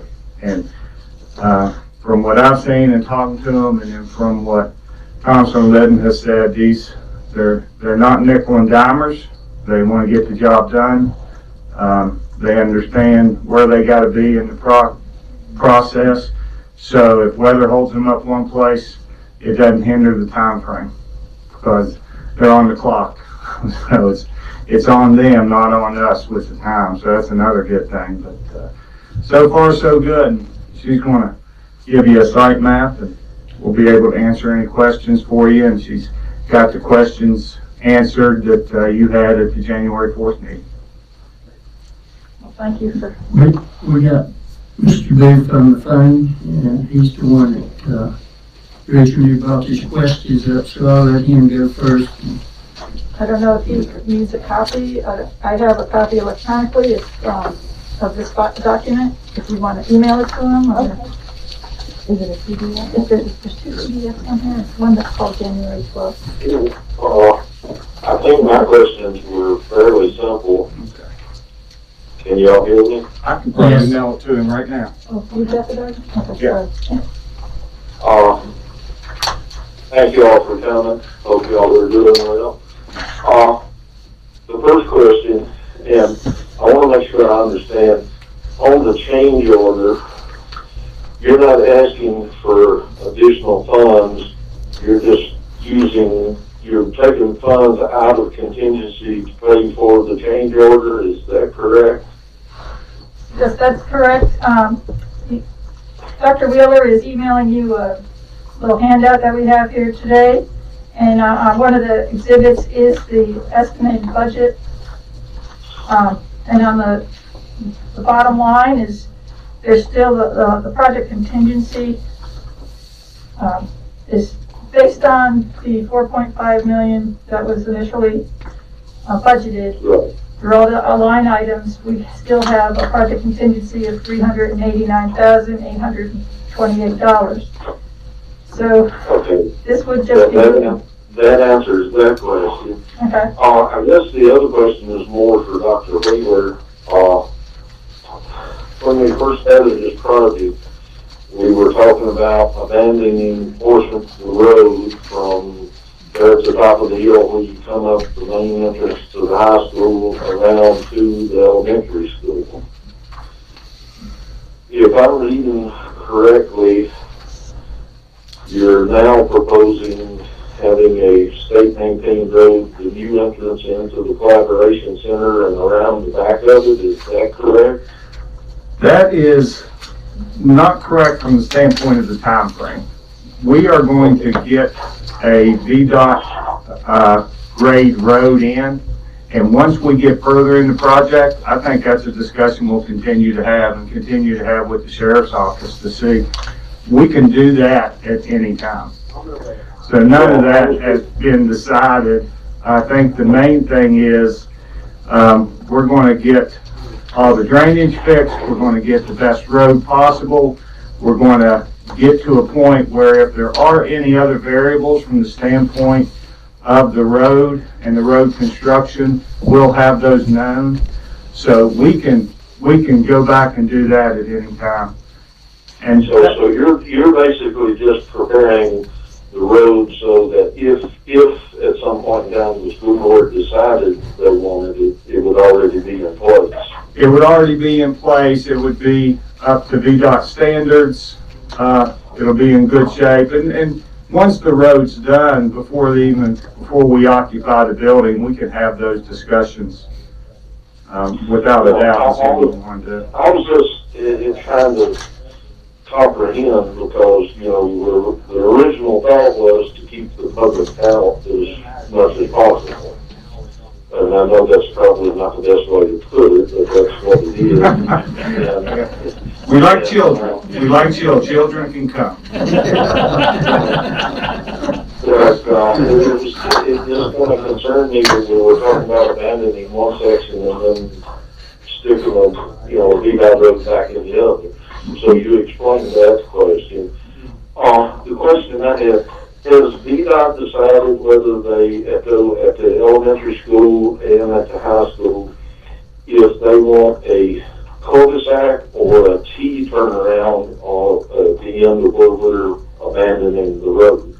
I think at this point, at one of the update meetings, I was talking to one of the representatives, and all of it's doable. I don't think we got into that detail as far as what we need there, but he said it can easily be done if we want to abandon it from our property line at the elementary school all the way down to Baker Street, I believe.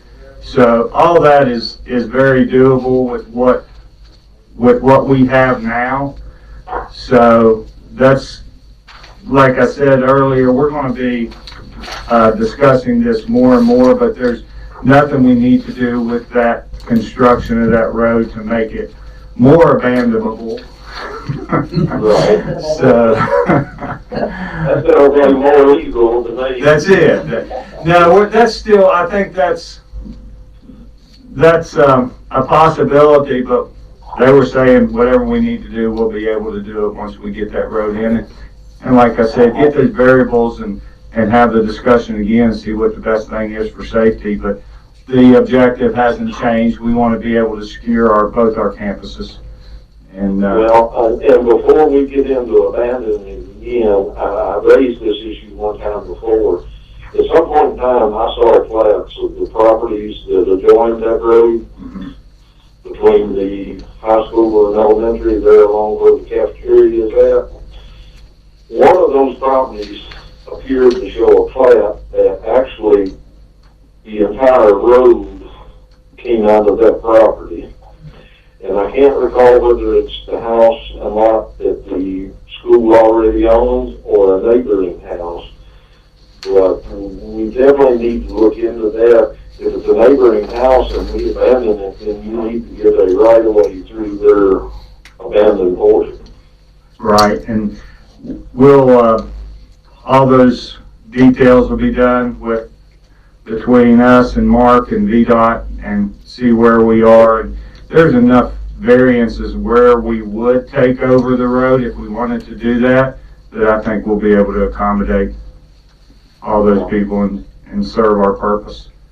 Well, I just keep raising it because, and I haven't been back myself, but I knew y'all would be getting into the process, but, I appreciate it. Once we abandon it, Yeah. if that roadway came out off of that property, then all of that roadway goes back into that property.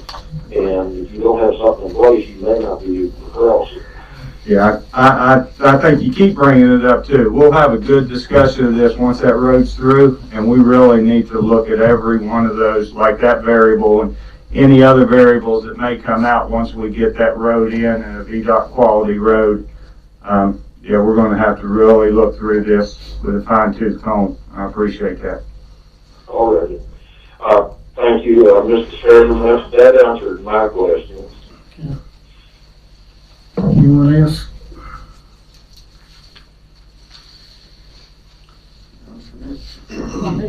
Carry on. Yep. Go ahead and review some of the other questions if, Thank you. Yes, don't waste your time in here. We don't want you to come in and ask a question. So, there was a question about VDOT requiring 100% containment in each drain. Well, the issue was that it's not that the original design was a curved inlet with a drain, right, and that would be 100% containment. But VDOT did not want the breaks in the road. So they made us put in a curved inlet that was longer for the 100% containment. So I'm not sure if that answers the question there, but the reason why we had to Gotcha. extend the curb for 100% containment, because there's a different type of curb inlet situation. There was also a question about continuing on with the drainage, because we're adding a larger parking lot and the road coming down the hill. Will there be drainage problems? Well, that is part of our design, is to take care of all the drainage problems, the existing ones and the ones created by the new building and the new roads. So that's why we do have that detention pond. And there another ad that is not required, but DEQ or Skyline requested, was that we add blankets and matting to 3-to-1 slope, which is in this area, so that no drainage is a problem going into the subdivision or behind the school.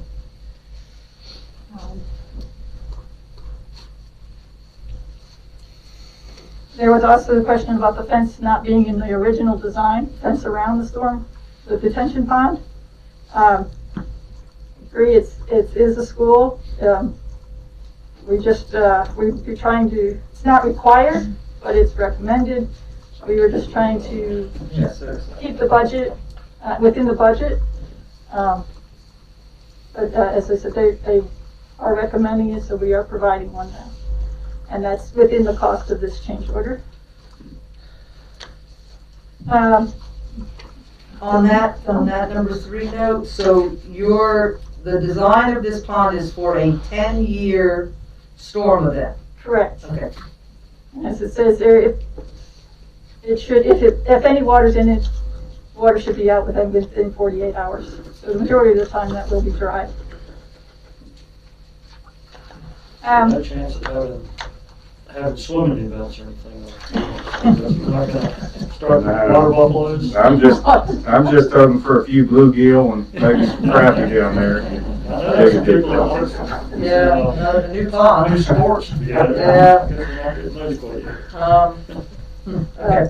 Going to the next, were any borings done at the new parking lot area? There's an exhibit attached to the meeting notes, where the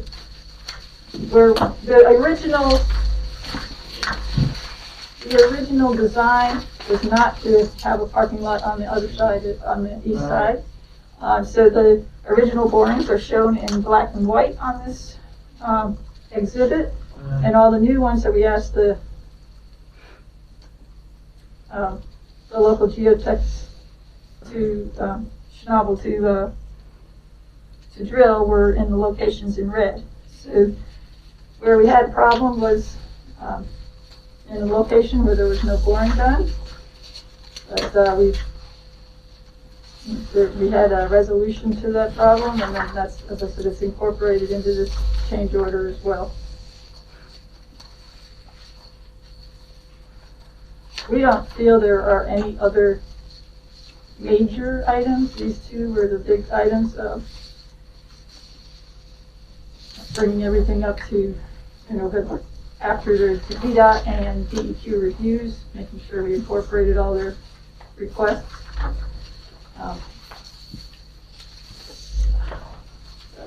So I think you kind of got your base down now, so that from now you're just building up, and so some of the surprises from the moving the earth are kind of Right, correct. really cleared out. They've put a lot of the storm drainage in already, so most of that work has been done. And since the borings were done where the building is going to be, we know that we don't think we'll run into any issues there. I think we've already discussed the VDOT road, why VDOT road is part of the standards, part of the design. And then talked about the drainage problem. Are there any other questions? I tried to read through the notes from the draft notes from the last time. Didn't know if I missed any other questions or anything that's come up since. The only question I had was just looking at the map of the borings. It's not necessarily on that one, but it looks like a road going in on the far side of the pond. That was the original thought, the design. Not And we now. decided not to go through with that Okay, one. well, this is the first time I saw that. I thought, Yeah. I don't remember that, but. Yeah, it was an initial concept, and that's where this drawing dates back to that. Okay, that makes sense.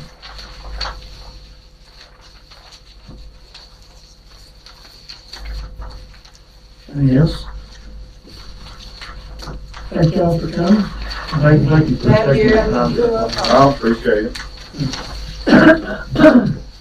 I got one thing for you. Hold on a second. Right, I didn't forget.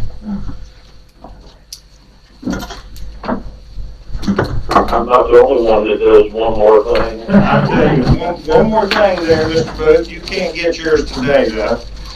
When you come on site, you gotta have a construction hat. There we go. With our name.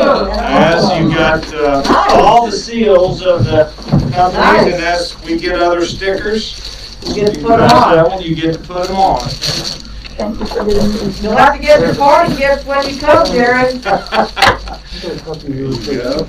And Jerry, this is not rolling pin proof.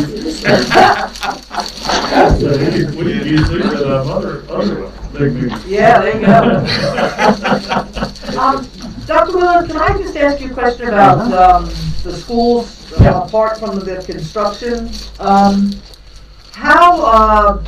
I noticed that, our sports activities obviously had to be reconfigured last week, but I don't remember ever receiving an email concerning any, the whys that were involved. If it's not in school, if we don't have a case associated, we're not going to report on another school. Okay. But there And were especially positive during, cases in our It's- school. not in our school, we were on break at that time. So Gotcha. we're not going to report anything, and obviously, Okay. because of FERPA, we're not going to report I had any somebody individuals. ask. And even outside of sports, as we know, looking after the holiday, people have done a great job in this county of staying home. Yeah, If they have any symptoms, stay They home. If they're quarantine around themselves. somebody that is awaiting a test or has a positive test, you gotta stay home, not just away from school, but you gotta stay home. So those are the reasons for that, and we knew that was a way that we would ride with athletics, and hopefully we'll keep going with the health district's blessings, and Yep. we'll see how the season ends up, and fall sports start February 4th, Yeah. practices, and our kids have been doing a great job, and the coaches have done a good job of off season with them and the mitigation, so. and also There we go. kudos to the custodial staff Oh. for cleaning as much Tremendous. as they have and keeping everybody, because, that can make or break everything. 5 for 5, you don't know how happy they are not to have cold. They walk in those boiler rooms now, Oh, gosh, yeah. and you got a beautiful machine there, compact, the boiler that's running. It's clean, we're gonna do a little bit more, make those boiler rooms look like a museum, but you just don't know how great it is and how appreciative, and I don't think they knew how appreciative they would be. So, thank you very much for making it all better. When all starts working, we'll. Right. even more. That is, Yeah. that is. It's a full project, yeah. I shoveled a lot of coal into them scopers at Wills when I worked part-time on that neighborhood youth corps. So I can imagine how big an improvement it is, because you go in there, clean clothes and come out looking like coal. And I'm sure they really appreciate the, health-wise, is cleanliness and everything. Anything, if you need anything, call, and like I said, we're all gonna go through this one step at a time, and our vaccination window for the schools is Wednesday, Thursday, so There you go. we'll continue to go and see what happens next. Excellent. Thank y'all. Thanks. Thank you for all your transparency and Oh, being able to come down here anytime we need something. Appreciate it. anytime at all. Yeah. Thank you. See y'all. Thank you. Time for budget season.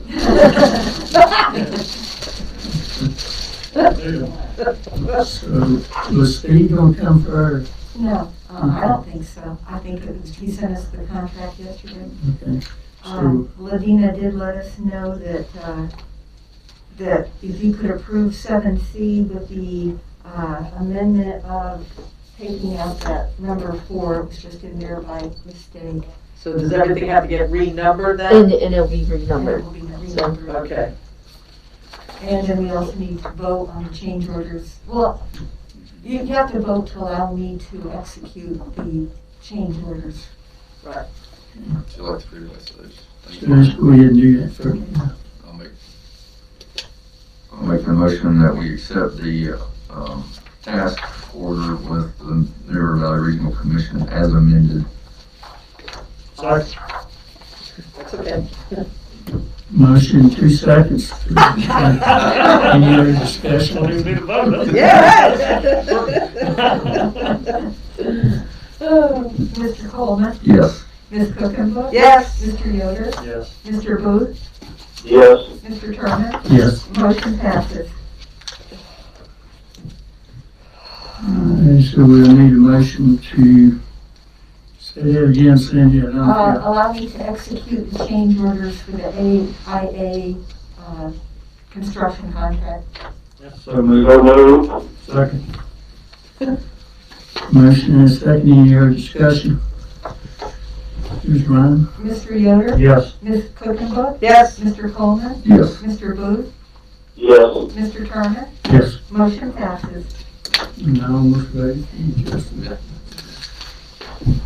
So, I guess now we just need a motion to go into closed session under 2.2-3711A1 and 2.33711A5, discussion of prospective candidate for appointment and discussion of prospective business or industry. So moved. Second. Motion second, is around. Don't we have to also, didn't Steve say we have to add what we're going We, for? it was prospective candidate for appointment, discussion of prospective Yeah. business. But that actually doesn't, he said we have to clarify what we're going in for. I thought that's what I was trying to add next to the little No, there's an description. additional, The prospective candidate for the county administrator because you have to position. actually say, I actually went back and read that recently, and it actually does say you have to, And, it's not just the line item, it's the actual thing you're going for. I mean, you obviously can't say, too much. yeah, too much, but it has to be a general. Okay, and a discussion of prospective business or industry that would be at the Commerce Center. Construction Yeah. services. Construction services. Construction services, yeah. Okay, so we'll amend that motion. Sorry, I just, As amended. he said that at one of the meetings. Yeah. I actually went back and read the, Yeah, Well, I remember, but I then don't know how much. Yeah. Yeah, no, he. 'cause I he remember did what say you talked 10 years. about, and then just the little description started appearing on our agenda, and I thought that was enough.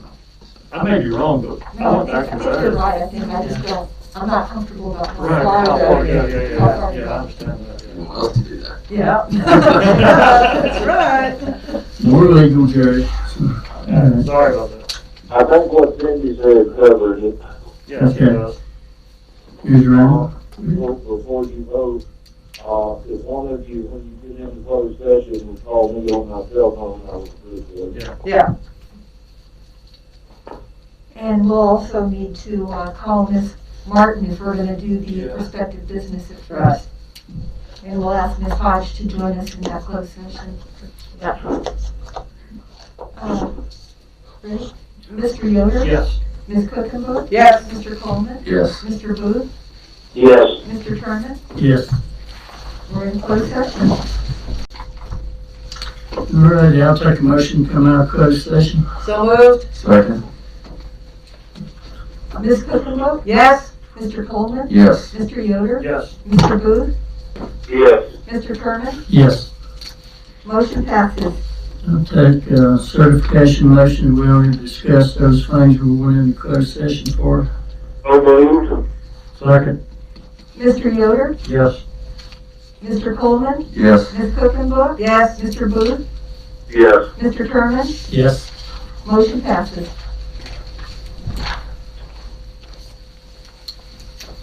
Alrighty, Lauren, if you want to make that motion. Motion for the additional fund.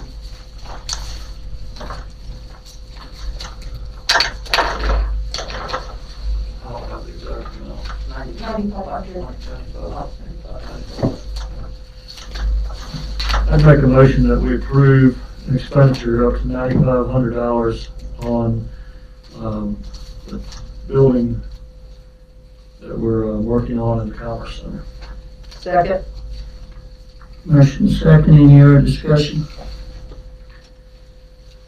Here's none. Mr. Coleman? Yes. Ms. Cookenbook? Yes. Mr. Yoder? Yes. Mr. Booth? Yes. Mr. Turman? Yes. Motion passes. Alrighty, and Sid, yours runs, said she had one more thing for us. Under old and new, when the coronavirus first came, the federal government passed the Families First Coronavirus Response Act. And as part of that act, if you had, I can't remember how many employees it was, but we fell into it, you were required to offer emergency paid sick leave. If an employee was under a federal, state, or local quarantine, was advised by their healthcare provider to self-quarantine, they were caring for somebody who was subject to that, experiencing symptoms of COVID themselves, caring for a child due to school closure or something else. Anyway, we've been doing that for our employees. We have been providing that 2 weeks of emergency paid sick leave if they met any one of those conditions as required by the federal government. That federal law expired December 31st, 2020. So the question I have for you is, should we continue offering that even though it's no longer mandated? And I'll tell you one benefit I see from us offering it. And this is for part-time employees as well as full-time. If they were scheduled to work and they could not, they were still getting the time that they had been scheduled for. And what I have seen is that employees are more likely to follow the quarantine if they know that they're going to get paid than if they're not. It's only up to 80 hours. After the first 80 hours, they're having to use their own annual or sick, and if they're part-time, they're not getting paid. But it does provide an incentive for people to quarantine. It's essentially keeping our other employees safe. That's the whole idea of it. Do you need? I just think I'm looking for consensus on As this. long as we're in the Yep. Yeah, and I'm hoping again that when the federal government comes back, they look at this and extend it. I think it'll be retroactive, is my feeling.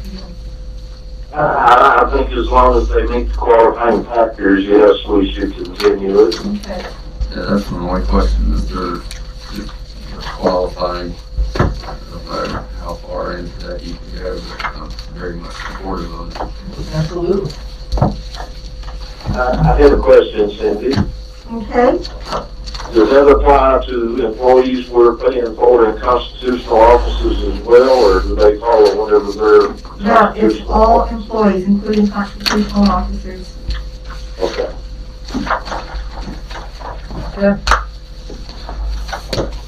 Anybody got anything else? I've got one thing I just wanted to share with you all that I got to experience a little bit. I really appreciate how this board supported the local food that went to all the different food banks here. And, you know, I wasn't involved with most of it, but it was a little bit with some of the meat, just not in selling any, but just in helping transport some from different butchers that we've got. But what really struck me with that was a couple places we went to that were food banks at local churches, especially in the clinic, how many people in this community really work behind the scenes to get so much done, and that we probably don't even realize, and how small things they were. One place in particular, you know, they got a small freezer from us. And, they were so excited, they showed it to me multiple times. It's like, you know, the little freezer, which was wonderful. And, then filling it, they could not believe that the county had, you know, helped buy that, which is federal funds. But, and then one other place, you know, they said this is the first year that they had been able to supply, good produce this time of year.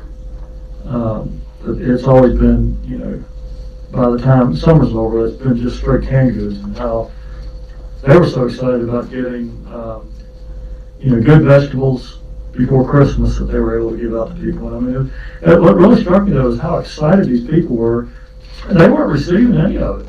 They've been behind the scenes helping people for years and years, and just absolutely overjoyed. And it didn't do one thing to benefit them personally. And that really just struck me about what a great community we live in, and how many people behind the scenes, they're not asking for credit, they're not asking for any personal, you know, they're not gaining anything by it, what they're doing, but it's just, I guess the point of me saying this is I'm just so thankful to live here, to have neighbors like that. I got a text this morning from one of our facilities that has a food bank at Eagles Nest Regeneration out in the far western portion, central western portion of our county. And they were so appreciative of us bringing the meat to them, and how much the citizens, they have seen an increase in over 50% of people in just these last few weeks. So they were very appreciative as well. It is an amazing community. Yeah, just you mentioning that number, Havens Chapel told me they went from 30 families a week that they were serving before the coronavirus to now 70 families a week after it all went down. So they've more than doubled, you know, the numbers. And I don't know, I just want to relay that to y'all, because it really struck me as, I didn't realize we had that many food banks in the county. And he wanted me to make sure that the whole board knew how much they appreciated us taking an interest in making sure that they had enough to feed the many people that are in need right now. I have a question, if I could. And I haven't heard anything about it since I've been back on the board. Community Action used to have Meals on Wheels for the elderly. Are they still doing that? Yeah, they are. Were they able to participate in this latest round of stuff we were doing, or does anybody know? I took meat to Community Action twice. I don't know what that was used for. I did drop off meat twice to them, and they did get a freezer out of it too. So. Yep. Okay, well that's good. Yeah, we took shopping carts full in there the last time. And thank you all for doing that. I know you took time out of your day to go and get it and bring it and carry it around the county, and do appreciate it. Well, the majority of the work was done by our staff. I mean, that's the bottom line. Ladina. I mean, everybody else pitched in. Angie worked a lot of time. But Ladina spearheaded it. I appreciate everybody that was involved in that. Very much. Ladina, I mean, I got a call from her at about 7:30, I think, on Sunday morning about some, I've donated my butcher spots at a couple places, and she was trying to coordinate everything. And when I saw her name on my phone, I thought, surely she's not working at 7 o'clock on a Sunday morning, but she was trying to make sure she got it done before. I mean, God bless her. She made it happen. Called me one night too, just discussing everything. Yeah, great staff. This was a wonderful project. Mr. Chairman, I don't have one thing, I got a couple if I may. All right. First is the question, did we go ahead and approve the task order after finding out number 4 wasn't correct? Yeah. Yes. I just wanted to make sure.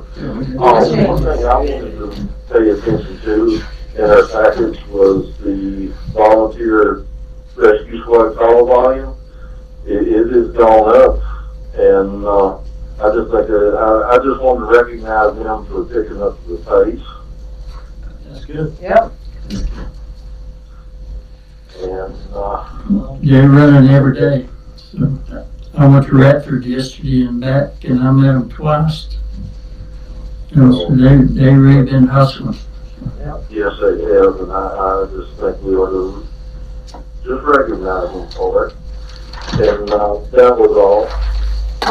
All right, got anything else? Move to I'll adjourn. take a adjournment right quick for somebody. Second? All right, and then everybody said aye. Aye.